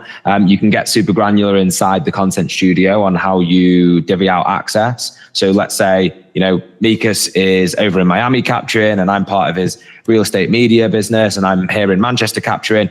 Mikus would be able to set it up so I can see the projects that I've captured, upload those to the dashboard. So yes, you can have multiple cameras associated to the same account, and you can kind of share that total usage. Now, second question: any plans on enterprise type discounts for volume camera purchases? Yes, we do have those baked into the price plan as standard. So on the Giraffe360 website, you can find out a little bit more about that. But for those looking at enterprise deals, more than happy for you to head over to the website, book a demo, and me or a member of the team would be super happy to kind of run through your requirements and build out a price spec for you guys as well. Very nice. I think in terms of from the audience, that is all the questions that we have today. Unless anybody has any more they'd like to go through. I want to say thanks to Cole and Rob and Brandon and Samy and everybody who joined. Yes, absolutely. And I do have a slide I'd love to share, which just kind of runs us through some of the socials. There we go. Yeah, but yeah, massive thank you to everybody for having us today, and obviously giving up a bit of your afternoon and spending some time to look at Giraffe360. And I think very special offer there for PMRE users. A month, rolling contracts. I think there's a really good opportunity to try this out at a reduced price point. And if anybody has any questions or want to find out more or deep dive more into the tech or has any product suggestions or anything, the team are more than happy to jump on and have a conversation with you, and you can book a demo with us directly from the website. Samy, can I hold you on for a few, some rapid fire stuff? 100%. Yeah. Happy to do so. I kind of feel like if we're going to record this and we're going to load it up after, then it wouldn't hurt to just crush some of the questions that have been on my mind real quick. I mean, I don't want it to turn into a huge converstion, but your quickest, best 10 seconds. Yeah. So, when I first one, when I heard of Gaussian splat, I was like, that sounds disgusting. What is that? What's the difference? If you had to say the difference between Gaussian and what traditional 3D tech is, if in 10 seconds, can you help us? Because I feel pixel versus triangular, I'm not sure. Yeah, so virtual tour is based on panorama. So you're moving from panorama to panorama in a mesh, right? So you're not moving freely around the space. You're locked into where captures have been taken. The G-splat or Gaussian splat is taking data from those scans and filling in the gaps. Not filling them in based on assumptions, but filling them in based on the amalgamated data from the LiDAR, from the imagery. So instead of a virtual tour where you're locked spot to spot, it's actually a 3D render of that property. It's almost like, let's say you're playing on a PlayStation and you run around that space, but that is a real space. Think about the process that you would go through to take your house and put it into a video game. First person shooter between as opposed to jumping from panel to panel. Exactly. Okay, cool. This might be a rookie question, but since I've actually been spending some time with the camera, some people might appreciate this. When you sign up and you get a camera and you go through the process, you have all these options of how you preset. Yes. Can you adjust the style after you've scanned a property, or do you have to adjust it before you go in? Absolutely. So the presets, everything that you see in presets are available in editors. So every single thing that you can edit in those presets, you can edit on a image by image or a panorama by panorama basis, or apply it to an entire project in your stills or your tours or your videos, etc. Oh, sweet. Okay, cool. Yeah. And Brandon, just to double click on that, obviously Brandon is in there. Not Brandon, branding. Sorry, my accent. Branding. So obviously, if we set a preset of branding, that's not going to permeate through for all of your clients. Yeah, so fair. You can add that branding on a client by client basis as well. Got it. Okay, good to know. I think somebody asked this question earlier, but for some of us who are in an area that measurement standards are more important than the 3D, this is probably a question more for Mikus. We talked at PMRE about this. 2 questions. So number 1, can you turn off the imaging to just scan a property quicker if you just want measurements and floor plan? And the second question would be, how far away are we from being able to accommodate RMS standards? So thanks to Rob, we are learning about Alberta's requirements, and it typically probably takes us roughly 90 days to roll out. The measurements are accurate. They're unified. There's different standards. We now provide German banking standard, UK RIC standard, and so and ANSI obviously in the US, and so Canada is now something we're looking into. But the first question is unfortunately no, because for us, when we build the floor plan, we need the visual data. We actually know because LiDAR doesn't know how to discriminate. LiDAR doesn't know if it's looking at the wall or it's looking at the cupboard, and so we need the panorama to decide. The AI then says, apply the measurement from the wall instead of from cupboard, and so we actually we have been contemplating that we could have like a slower quality capture that's like a slower, but I don't think we ever tried to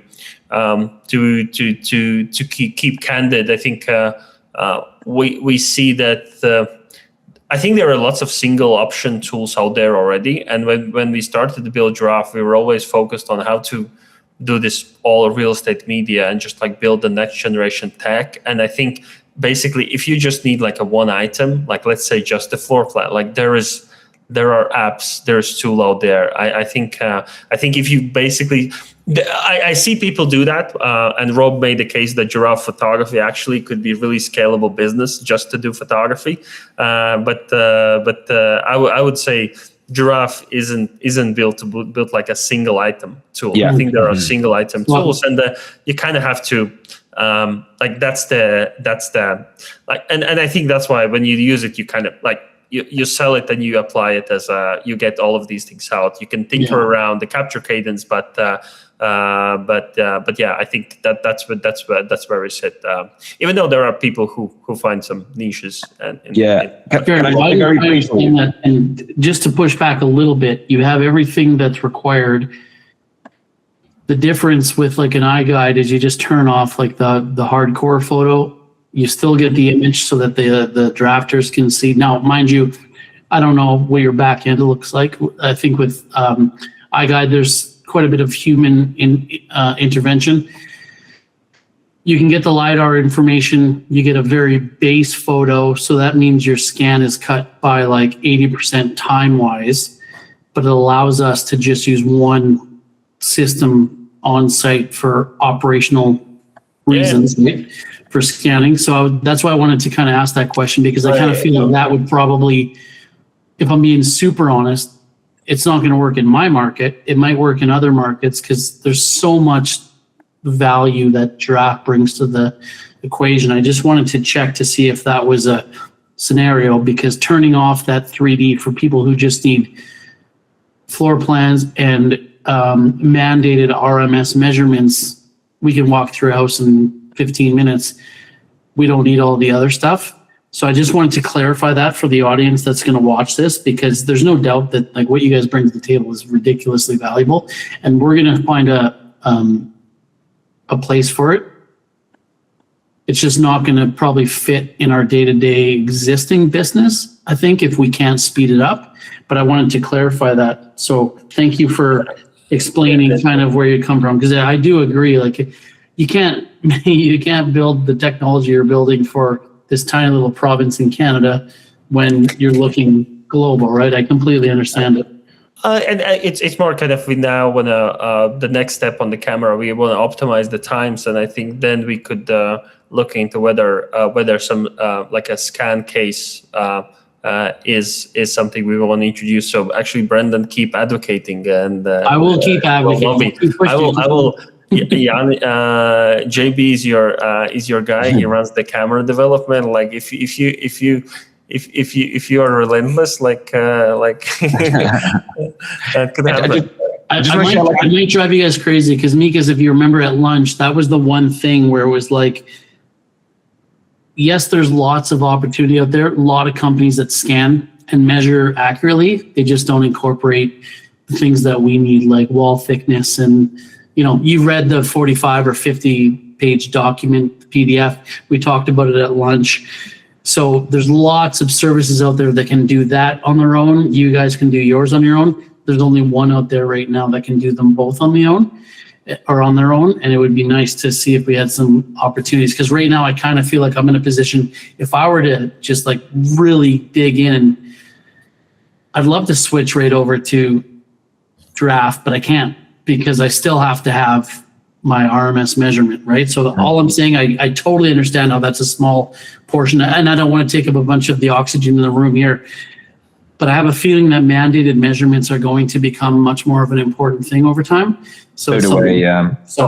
I don't want to take anyone else's time up, because everyone else in the room is like, who cares? We're not in Alberta. It doesn't make a difference. But I wanted to just follow up the question. So I do have a couple other more for you real quick though. We can manage after the fact. Brandon, while you choose your question, I just want to clarify something.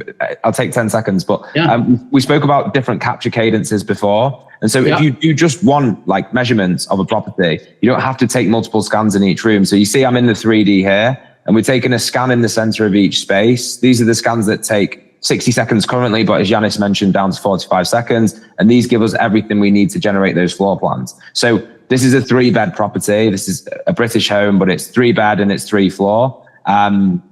And this is 15 scans. So we take one in the center of each room, or as central as possible inside each space. And that gives us all of the data we need to generate those floor plans. And then you're still getting that 3D tour. So that's 15 minutes of scan time, but you're getting more out of it. So It's not giving us our RMS standard. It's not giving you the RMS standard.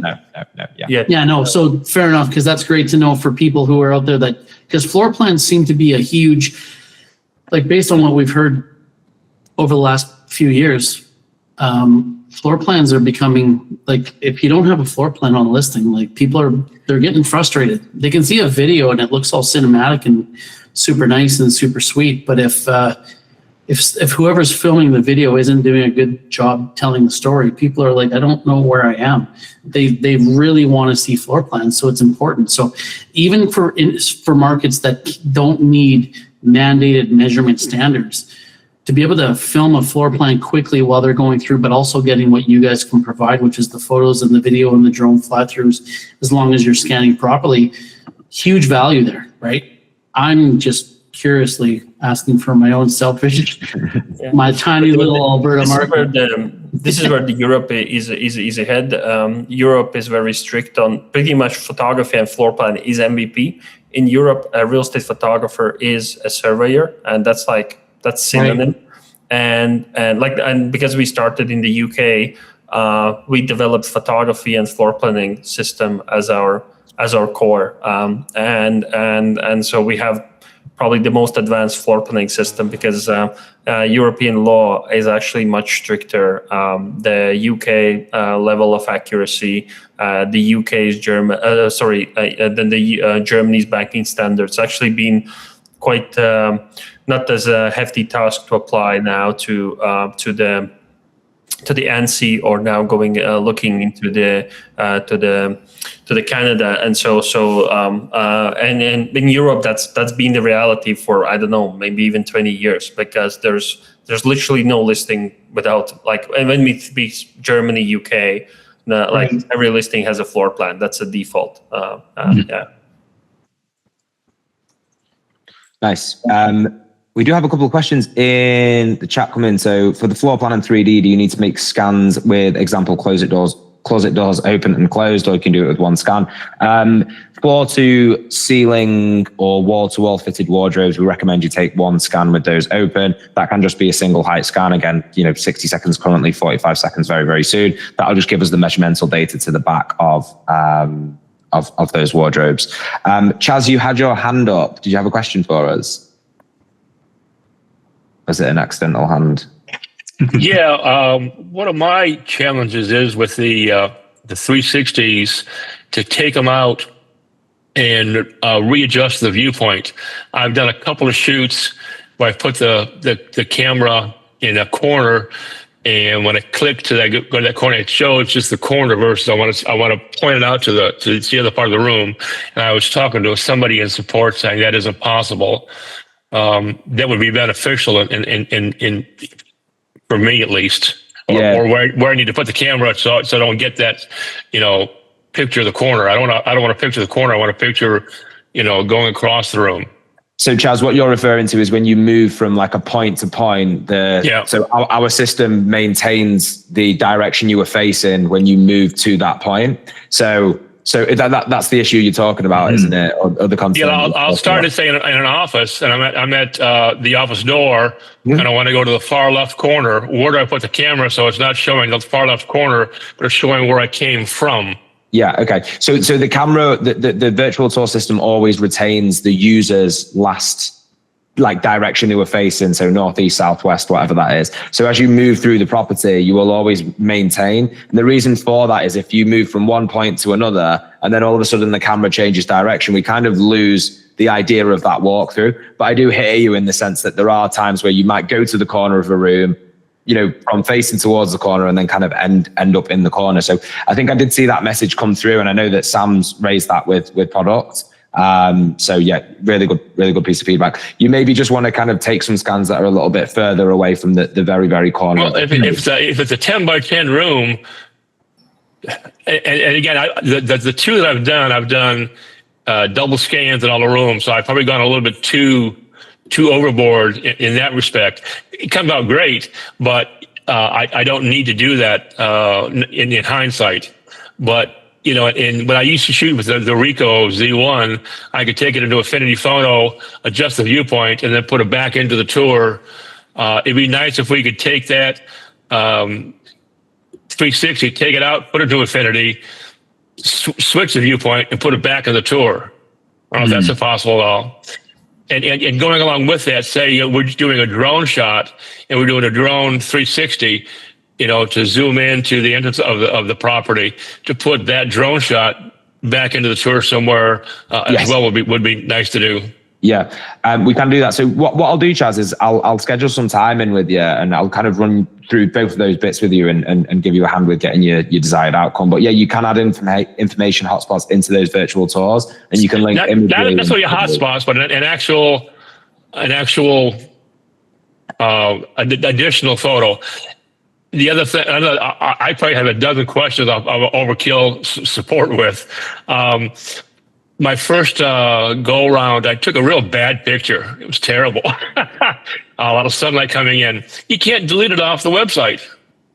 Yes, that's coming like imminently. So the ability. So I had to duplicate the site and do something. So I have. It's not a big deal. But that was aggravating. Like, well, it's just a crappy picture I took, and I knew it was crappy. I saw it. I should have deleted it then. I didn't do it because it was again my first shoot. So Chaz, there's an imminent release, and your feedback I think was a big part of that as well, and the ability to kind of reorder the images and remove images from that, as well. So that's planned for an imminent release, as is the ability to bring some of your external images that you've captured into the property website as well. So if you're capturing drone footage, then you can deliver that all through the single medium of the property website as well. That's good.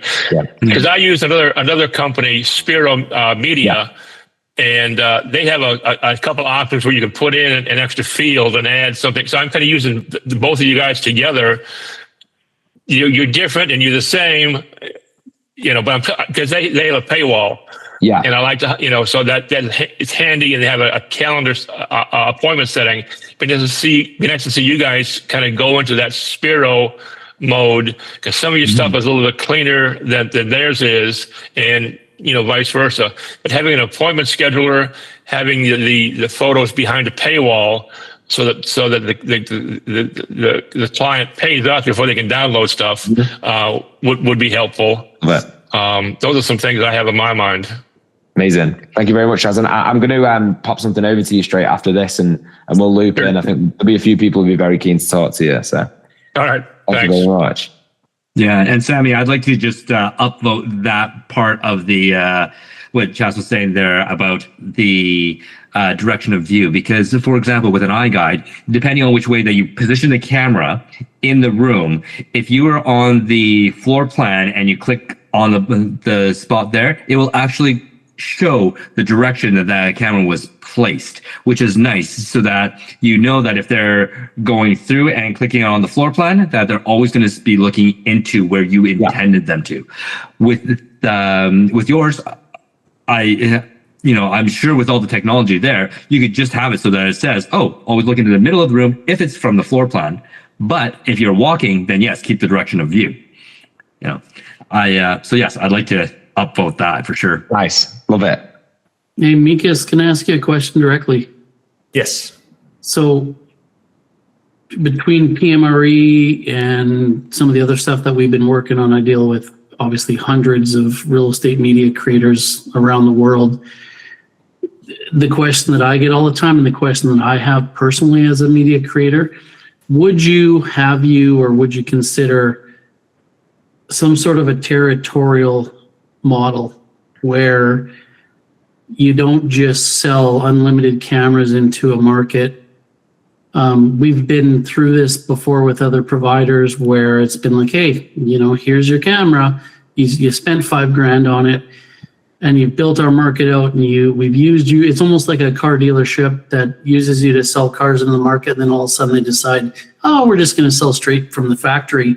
I understand that cameras in market is where you guys make your money, but is there a model that you've ever considered where, because I'm in the mindset where I'm like, if I could, because I don't know, maybe I'm unique because I'm in a very unique, pretty, up in the sticks kind of market, but I would be willing to pay a premium to have a exclusive right to a territory, almost like a franchise. Have you considered it? Would you consider it? Because I really feel like I don't think it matters how many cameras you have in the market. It depends on who you have operating them. I built a great business in my market only for my provider to just sell a bunch of cameras into the market, and I would have done that volume anyhow. They're just diluting it to non-professionals. I'm curious if you've ever considered that model and what that would look like. Oh, great question. First of all, we have no interest to ever switch away from. We build products. That's our gig. We know who we are. We know what we like. We have no interest in a service. And because we know that there is some sensitivity around this topic, we were actively thinking how we make sure that our partners feel comfortable. We came up with our program where you can sign up for a camera zip code. You can get like your exclusive, and so we're gonna send you when we get like a lead inquiry, hey, I'm looking for a job in this area, that we can ship to you. So Yanis runs that program. We launched it. It's up and going, but it's not what your Brandon are asking. But we have been thinking how to kind of give our core model, like we're tech built. We develop technology, and we are happier the more users we have. So we will be that. That's our. But there is. We are constantly thinking about how to make this apart.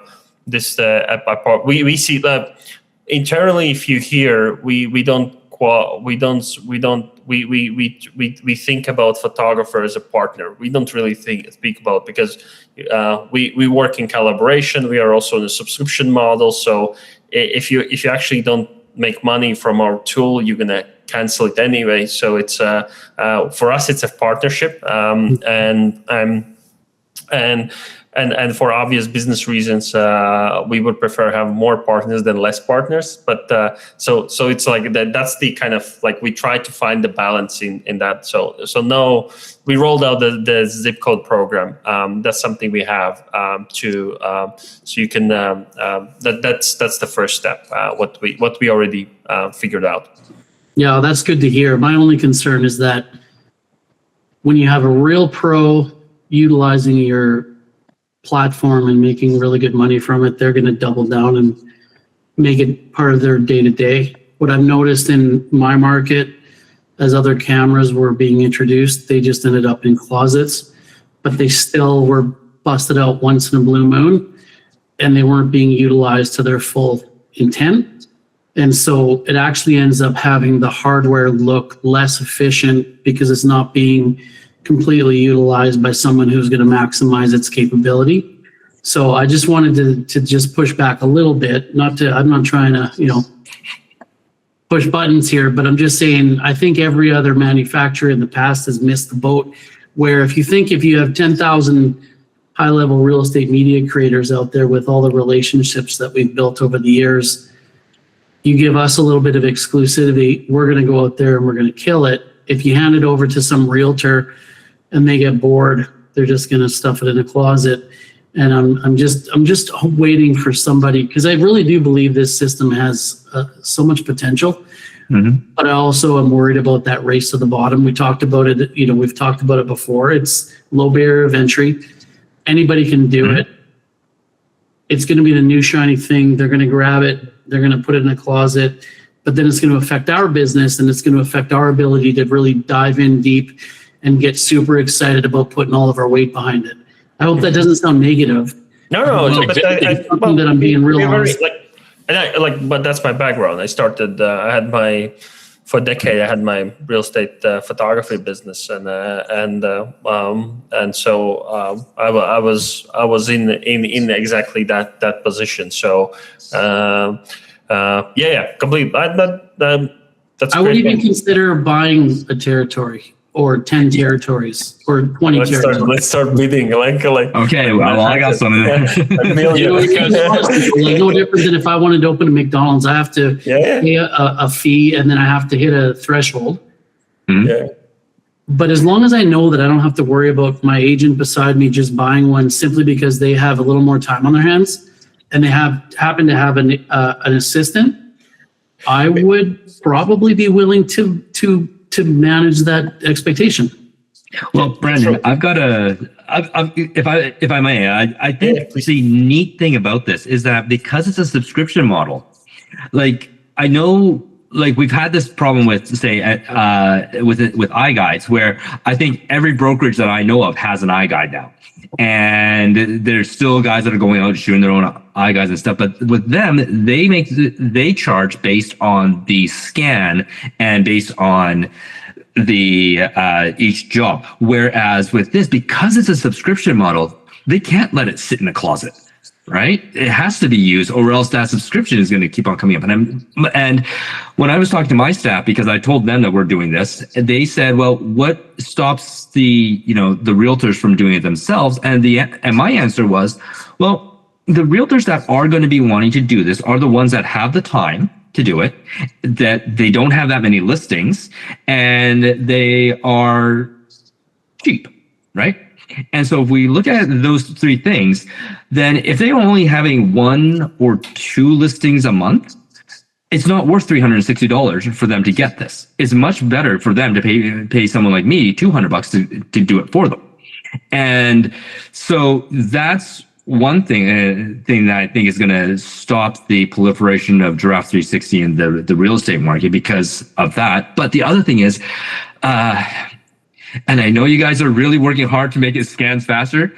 I don't think the realtors have the patience to wait for that scan to finish. I don't think they're going to stay in a place for an hour and a half to scan a 2,000 square foot place. They're going to get bored of it. They're going to give that to their assistant. Then their assistant's going to say, oh, you know what? I have better use of my time than doing this. And so we're going to see that it looks really good at the beginning, but I think if the realtors start doing this, that I think you're going to see that they're going to be, they're not going to last with it. They're going to start not using it as much, and they're going to start hiring us again because they don't have the time to do it, the patience to do it, or they just don't want to pay the monthly fees to do it.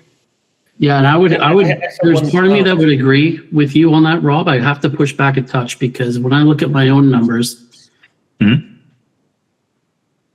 I've paid $6,000, $8,000, $10,000, $12,000, $14,000 a month for iGuide, right? I've got some clients that I've invoiced out $6,000 a month for their iGuides to do myself, and then they've gone and bought their own iGuide, and they have an assistant that can run through the system. It only takes 2 listings to justify the cost of the subscription, right? So that's where I'm a little concerned, where it's like, okay, well, before I brought in the iGuide, we provided amazing service. Next thing you know, they're like, oh, I'm sick of these $3,000 bills. I'm just going to buy my own iGuide, and they can justify hiring a teenage kid to go and do the work. Imagine how easier it is for them to. Now, mind you, in my market, in all fairness, RMS might not be a thing. I'm from this is my Alberta Real Pics hat off. This is my PMRE hat on. It's like, how are you going to combat some of this stuff without the agents just being like, well, I completely understand. More cameras in market makes more sense. But if there was a model where it was like, hey, Brandon, for literally, I don't know, $1,000 a month, you can own the McMurray market. We will not sell a camera in. And then if the next market is 60,000 people, you need to pay us $2,000 a month guaranteed before your subscription.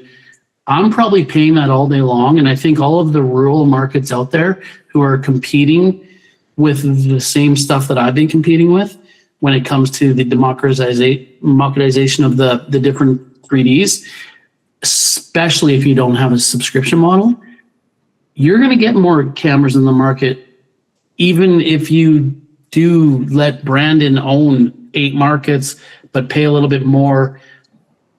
I don't know. All I'm saying is I just wish you guys would really consider it because nobody else has. I love the system. I love the idea that you can go and scan. It's slower. It has its downsides.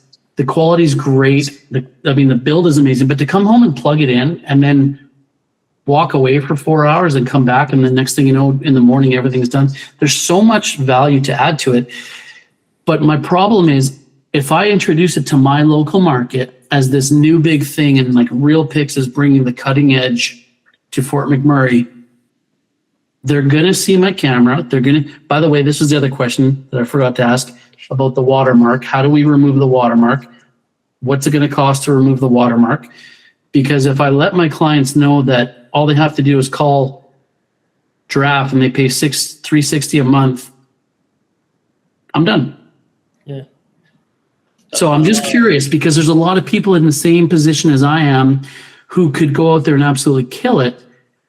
And I do 1,000 listings a year as a one-man operation. There's so many people out there around the world that would pay a little bit of a premium to have an element of exclusivity. I'm just asking to consider it. I don't want to turn this call into a sales pitch, but I'm just like, I think that's a hit that nobody else has touched. I'm going to upvote that one too. Yeah. Right. I think you can get a few more votes here. I heard you, Brent. We can unpack it in detail, but we're actually like, let's figure it out. Yeah. You can even use me as a test subject and charge me twice as much as you think it makes sense to work, and let's try it for 6 months, and then we'll see what happens. Yeah. I just wanted to my thing, which internally, like we are. When I said about cameras, I actually refer to other photographers because I think there's limited amount of. There are agents who are ready to do it yourself, but we've been in that game for years and we see the data. I don't know about Canada, so I'm not as on point maybe there. In America, maybe Cole can attest that we get 5 million homes sold, 3 million real estate agents. And the active agents are all business. Just the tiny portion that's like do it yourself, just the market proportion. And in the UK, we are the biggest media supplier. Like we are selling in UK. That's how we started with agents using Giraffe cameras. And we are the biggest media supplier in the UK. And we only have 5% market share. Photographer is and will be the dominant content creator. I would challenge whether a photographer's name is changing to real estate media, and those percentages with the tech democratization can go a bit here or there, but it's about like there is other things that everybody already mentioned, and so we are just like certain that the agents will not be the dominant users, but you could have instances, Brendan, where you say that I lost this client. I think there will be those. Like sure. I think there and I would not dispute that. On like macro, and I'm not being cheeky with like, I think we've seen this, we've been around, but maybe Cole, you want to add your 2 cents on it? I mean, yeah, I think at least where I am, the agent's not going to do it. But I'm coming from the opposite perspective where I am a one-man show, but I am not doing 1,000 listings a year. And this gives me an opportunity to kind of enter the game versus, which I like what you're saying, Brandon. If I had a lot more money, that would be cool. But But I think where I'm at, this gives someone like me an opportunity to really get creative and to kind of, I guess, take over a market in a sense without having to, have enough money to own a territory. It's a very interesting concept, but I think for someone like me, that would immediately take me out, and I would be done, which it is what it is. But but yeah. Just to push back on you though, if you're going to have any amount of volume in your market, whether you're with iGuide or Matterport, your costs are already going to be well higher than your costs with a Giraffe as it is. Yeah. So if you can build in some protection for at least even a tentative amount of time to establish yourself, there's something there. So again, I'm not trying to disrupt the system here. I'm just trying to figure out, I might be a very unique case study, but I don't think I am. I think obviously if you're in the big cities, every man for himself.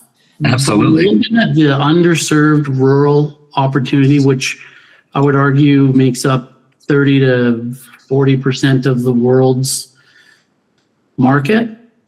That's an untapped market that nobody's ever really actually spent any time paying attention to or building relationships. And if you just, there's a way, in my opinion, to make an opportunity where minimize your risk, but give us a fair shake at giving some time to build something without someone just coming in and just pulling the rug out from under us. Again, I'm a very unique scenario. So like I said, I don't want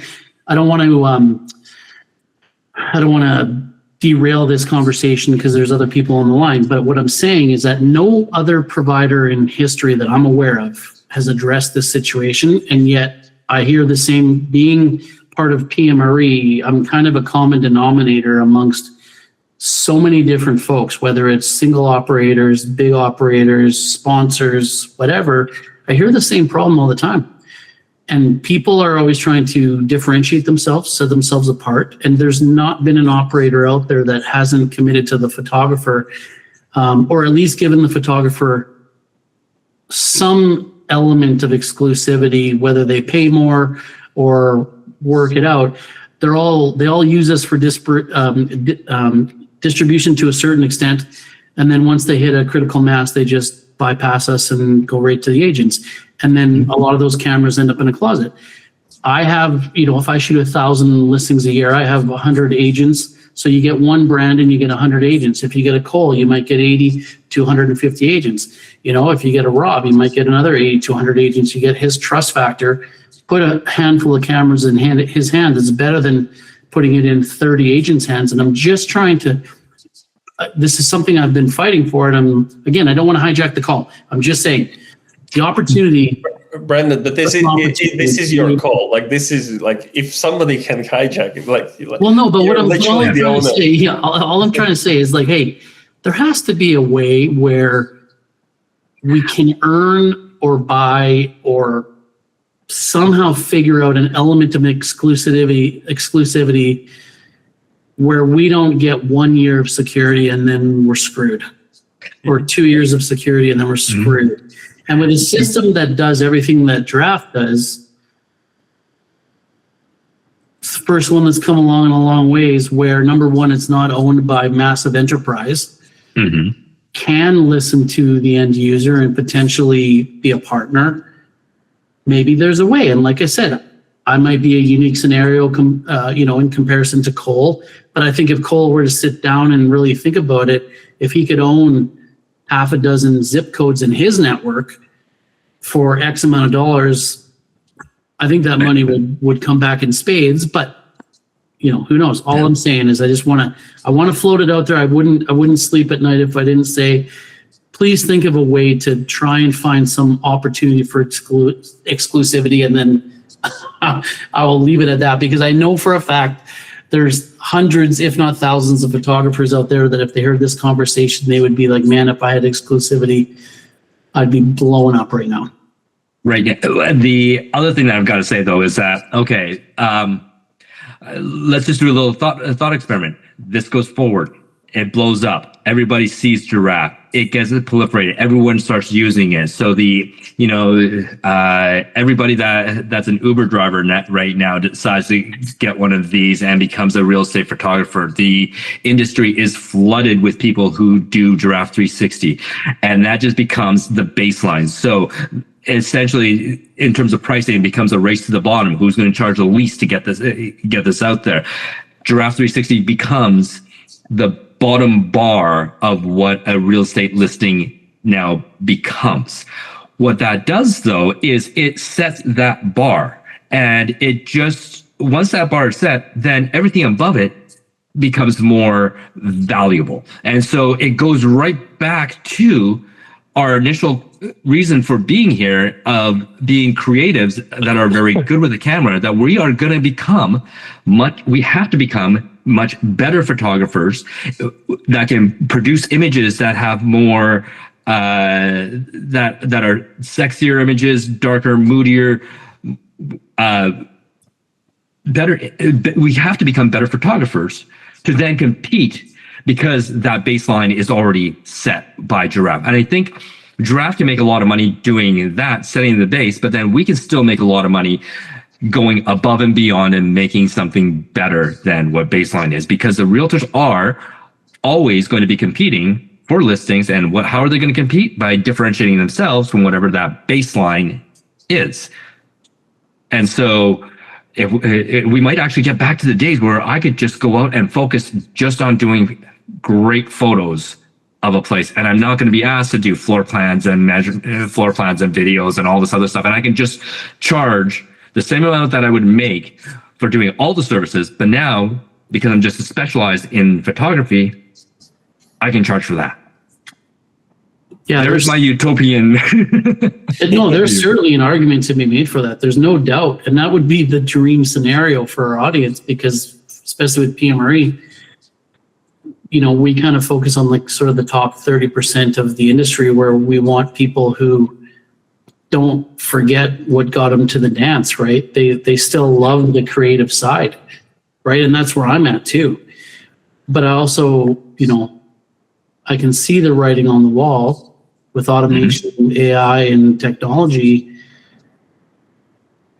where we used to think that the middle 50% of the industry, focused on one thing in terms of quality or their base level of quality, that will shift as well. So all I'm trying to say is that I always think the top 30% of our industry is going to still, they're going to be successful based on quality of work. Service is probably going to be the number one. We want to augment our services with these amazing tools like Giraffe. I don't want to see the middle class of real estate media creation just expanding to the point where technology takes over everything. And I think there's this position out there for one or two of the technology companies to really ally with real estate media creators that we haven't quite seen yet. Everyone's going to choose their own path and their own, and like in my world, again, it kind of only makes sense to use iGuide because I have to have mandated measurements. When I operated I opened it up the other day. I have a Giraffe in my hands. I opened it up, and within 10 minutes, I was rocking. I scanned my own house. It worked like a charm. I got videos. I got drone fly-throughs. I got floor plan. It was amazing. And I was just sitting there being like, damn it. If it could be a little faster and if I could get RMS, it's a done deal. Right? Yeah. And also the fact, though, the problem is I look over and I got this agent next door. She makes $1 million a year. And she has like 5 assistants. She's just gonna grab one herself, and now I've lost her, right? So I'm just trying to think from the perspective of the layman real estate media creator. I don't want to take anything away from it because, like I said, Giraffe 360 is such a phenomenal technology, and I think there's such a place for it. I just think there's a couple opportunities where it can be integrated into the real serious media creators that are out there doing 3, 4, 5, 8, 10, 15,000 listings a year, and not be at the mercy of losing it losing their market to somebody that just wants to grab a camera. That's all I'm saying. Brandon, heard loud and clear. We are actually more aligned than you think. We have been very, Yanis can attest, when we started to build the Pro, we're going to go, our first job was to build a photographer's program. We now jumped into the Pro and like get the release out. So it kind of went a bit in the background, but we're very conscious. And just one point, and I think Chas has been waiting with his hand up, is we are a subscription business. So we actually, and why we're a subscription business, because we want to be in relationship for next 10 years. And that's the reason why we don't sell the cameras, because then we are relying on the life cycle of you. That's the only reason. My first business, I got very annoyed on selling bigger and bigger projects, and I end up like spending most of my time on just thinking about sales and commercial, because that's where the money comes from. I get the sale because project execution is like that's like cost, and so when we started, before we decided that we actually going to build camera, we decided we'll be a subscription business because we want to be aligned on the life cycle and on the success, and that actually kind of makes us a bit think differently. We're a company that just produces camera. At the end of the day, they are incentivized. Let's get more out of them. Like for us, it's like Samy runs our customer teams, and nothing is worse than a client who subscribes and cancels. Our investors hate, like everybody's like, why somebody didn't like show. So for us, onboarding clients who are not there for a long run, we measure success, and like our average lifetime today is 4 year, and we're measuring that in like more like we're looking at that as a decade. So we are not really incentivized to go and make the job harder for you, but obviously, we have our own incentive to try to be as widely reached, but it's not like to be everywhere in that. Like there is, that's why I said there is a distribution balance that we are conscious about, and we want to figure out. So I think you and thanks for bringing it up, and because I think that's a real case. I don't think the agent gonna do. I think the do-it-yourself category, yes, will grow, but it will be 20% of the market max. That's an exaggeration. It's probably a 5 to 10% market share. 90% we saw there's 15 to 20% that doesn't use that doesn't do just out of pocket and then you get 60% our photographer market, and so the biggest portion are serviced by a professional. I don't think that's changing. Where I would agree that you can, with the technology being democratized, you have a risk of more players coming in and the barrier of entry lowering. Yes. I think I agree everything you say. I would love to maybe, again, this is something that we can take offline, but I'd love an opportunity to circle back at some point to just brainstorm over a concept that might appease both markets, where you can get as many cameras in the market as possible with maybe giving the professionals some sort of an edge, like a lot of other industries, where we might pay more, but we get a bit of exclusivity so that we lower the barrier of entry for the average Joe who's just going to order one for the hell of it because there's no skin off their back. Whereas we genuinely want to put these bad boys to work.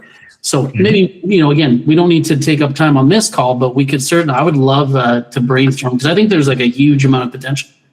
I think that. Can you just go and edit the price slide? Like now Giraffe costs 700 and no, don't do that. Don't do that. But here's the thing, Brandon, to your point, I think that the market's going to actually do that to Giraffe anyway. And I'm going to play out another scenario here. Say this does get out there, everyone starts seeing it, all the realtors start seeing it, they start ordering it. The number of realtors that I'm going to say, imagine how many realtors are going to order it, try it for a couple of times, not really like it, I don't know, maybe there's a 60-day return thing. Let's try it. They will try it.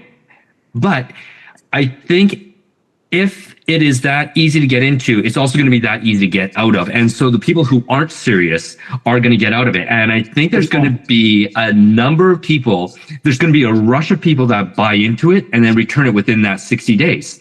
And that the turmoil that is going to cause Giraffe is going to make them have to rethink who they're going to allow to start a subscription. I think that's my prediction. Yeah. That's why I mentioned, like, we are not the first. Like, we're selling a camera. Like, we're not in the camera sales business. That's what I said. Like, we're looking for partners, and then there's balance in that. Chas, you've been waiting with the hand up. I fully understand the subscription process. Even though we hate Adobe and their subscription, you got to live with it. It's a cost of doing business as a photographer. And I see Brandon's point that some exclusivity would be nice.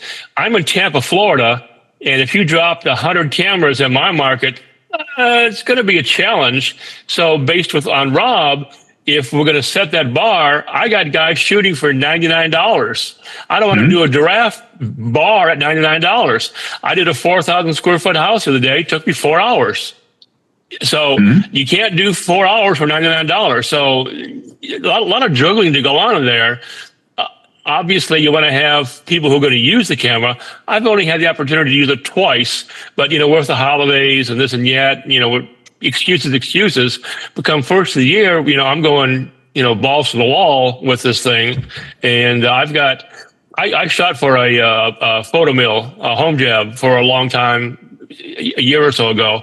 So I got 1,000 clients that I'm going to go ahead and hit them hard come the first week in January to build up a base, as well as doing some traditional cold calls and whatnot. But I don't want to be that $99 guy. And I've got two people in my market. I don't compete with them, but like, they're out there, so yeah, I can do, a unlimited shoot for $99 and just do the photos. I still come out ahead, but I want to be more. I don't want you guys to have some people bring you all down. We should be bringing this whole industry up, not, floating on the bottom and you guys dishing out cameras and 2 months later getting them all back. And now you got X amount of cameras sitting in the warehouse and you're not making any money and no one's happy. And then in 2 years you go out of business. We don't want that. Well, and that's the thing that's interesting, Chase, about what you're talking about. Part of what we keep going back to this idea about like a tool in the belt. The cool thing about like what I get excited about with Giraffe is the fact that it can take so much of the menial work away, where we're not having to worry about doing a second scan for maybe the basic photos or the basic floor plan or the 3D. Not to mention where I really see the value here is these companies that are comfortable scaling and want to approach the rural communities, where instead of having to hire a high-skilled photographer who can operate a bunch of different things like flash and stuff like that, you can hire an operator who's just a really great person with unbelievable customer service, and you can pay them an unbelievable wage, 20, 30, 40 bucks an hour, keep them busy 8 hours a day, and you make a really great margin on it. I think that's where the most valuable application for Giraffe is. And I have a few of those in my neck of the woods. I'm just trying to decide if I can actually apply that to my current market. And like in your case, none of us, including the whole entire team from Giraffe, nobody wants to create a race to the bottom, right? But to your point, it could, but at the same time, it also opens up so much opportunity for scale. So that's where I'm so torn, because I have such a love-hate with the model. I'm like, God, I can see so many ideas where I'm like, damn, we can blow this thing up. And then on the other side, I'm like, damn, it's a little bit non-proprietary. It freaks me out. I'm not sure if I can invest what I want to invest to make it happen. Can we find a happy medium? That's kind of where I'm at, if that makes sense. And not only for real estate, But I commercial shot up. applications and with the lighting, sorry to cut you off, Chase, but with the lighting, I'm looking at interior designers in my market that they don't have this. I can expand into hospitality. I can expand into architectural. I can expand into interior design. But the second they see my camera and I charge them $500 for it, they're just going to buy a camera. Mm-hmm. That's the challenge that, and again, guys, I just want to be crystal clear. I love the system. I love the tracking. I think it's amazing. There's so much potential. I'm just trying to speak for the devil's advocate of the audience that's out there, of a bunch of independent photographers who are really trying to find ways to set themselves apart and kick some ass and grow their businesses. Because I think the right camera in the right hands can scale beyond belief. And so I want to make sure it's clear that I'm not trying to be a difficult person or the devil's advocate, because I am a real estate media creator and I'm just sharing my own thoughts. But I love the system. I just feel like there's some potential for us to discuss further how to make it a little bit more feasible. Not kill the industry. Myself to just jump on and like sink my teeth into it. I agree with that. It's this is, well, let's face it, we're all afraid of change. Change sucks. This is going to be a game changer, and we can either be on the forefront of it and embrace it and use it and be the ones out there pioneering it, or we could be the ones that miss out on it. And I think that's where I'm most excited, because I was invited in really early on. I have seen this. I know what this is, and none of my competitors do. Nobody else does. I really hope they're not watching this. But anyways, this is fantastic because I can go out there, hit hard, be the name that people call when they want this. Mm-hmm. Yep. Perfect. And maybe I can just kind of put a bow on it. When we started to set the photographer program, that was the goal we articulated for ourselves. We want our partners to be the highest making persons in their areas. Like that's what we wanted. That if you work with Giraffe system, we can then go and say, our partners are making the most money, and so we are aligned. And Brendan, Rob, and whoever, we here, and I think we'll try to figure out how to build this into a true partnership. Yeah, that's awesome. I think that anybody that listened tonight is going to appreciate it. The technology is undeniable. Everything about it. It's seamless. It's easy. It's smooth. It looks great. It works awesome. The biggest thing for us is just how do we throw it into our business, our workflow, and make sure that it benefits us and doesn't kind of come back to bite us in the ass in any way, right? So, and the cool thing about these conversations is that we get insight to your thought process, and you guys get insight to all of our process and kind of where we're coming from, and so how we help elevate the industry and make sure that the products that we're talking about are what's going to make things better for everybody. So I love the candid approach, the open honesty. There's nothing wrong with some back and forth and some discussion. It's been great having you guys as partners this year. Like I said, I think Giraffe360 was probably, if I had to argue, the breakout sponsor of the year at PMRE this year. I don't think I heard anybody else talk more about any other company. So appreciate you guys coming on and being willing to be open and vulnerable and honest and just speak openly. Hopefully we can have some more conversations, but like I said, this is recorded. We're going to throw it up. A lot more people are going to see it. Just ask that you guys are open and available to answer questions. And like I said, I'd love to also further our conversations about just even offline stuff, about how we can find a way to, if you think about it, if one photographer equals 200 realtors, and we've got 500 photographers who are doing high volume that have the relationships in place already, that says something in terms of who we should be talking to, who knows what the market wants and what the market's looking for, and we can work together and benefit our businesses on both ends. So I hope we can keep the conversation going, and this has Definitely. been a ton of fun. No, this was a quick hour. Yeah, I ended up on time. I told the guys, we said yesterday, I was like, be prepared. I could see this turning into a couple, 3, if not more. But that's great, though. It's good conversation, right? It's good answers. There's no, and for questions. Samy, there's no point going to sleep. What time is it, Sammy? It is 4:30 a.m. Oh, jeez. Go for a walk and get to work. Yeah. Go for a coffee. See you in the office. Yeah, don't be late, right? yeah. All right, guys. Well, listen, any other than just thank you so much for your time and commitment and everybody chiming in with the questions. Is there anything else that's kind of outstanding that you guys want to get off your chest before we sign off? This was, like I said, the first ever PMRE webinar. I think it was awesome. Tons of good information. I'm going to certainly watch it back. But anything else that's outstanding before we say goodbye? No, I think we got through pricing. Massive thank you to everybody who's joined today and, giving us the time of day or evening or early morning or whatever it is. And Cole and Rob and Brandon for having us. It's been amazing. And, we're up for more conversations with the industry. And if anybody has any questions or wants to follow up, give us a shout, doors open, and we love chatting to you guys. So, yeah. Awesome. Cole, Brandon, others. Thank you. Thanks, everybody. Absolutely. Thank you very much. Good night or good morning, Sammy. Bye-bye. See you, buddy. All right.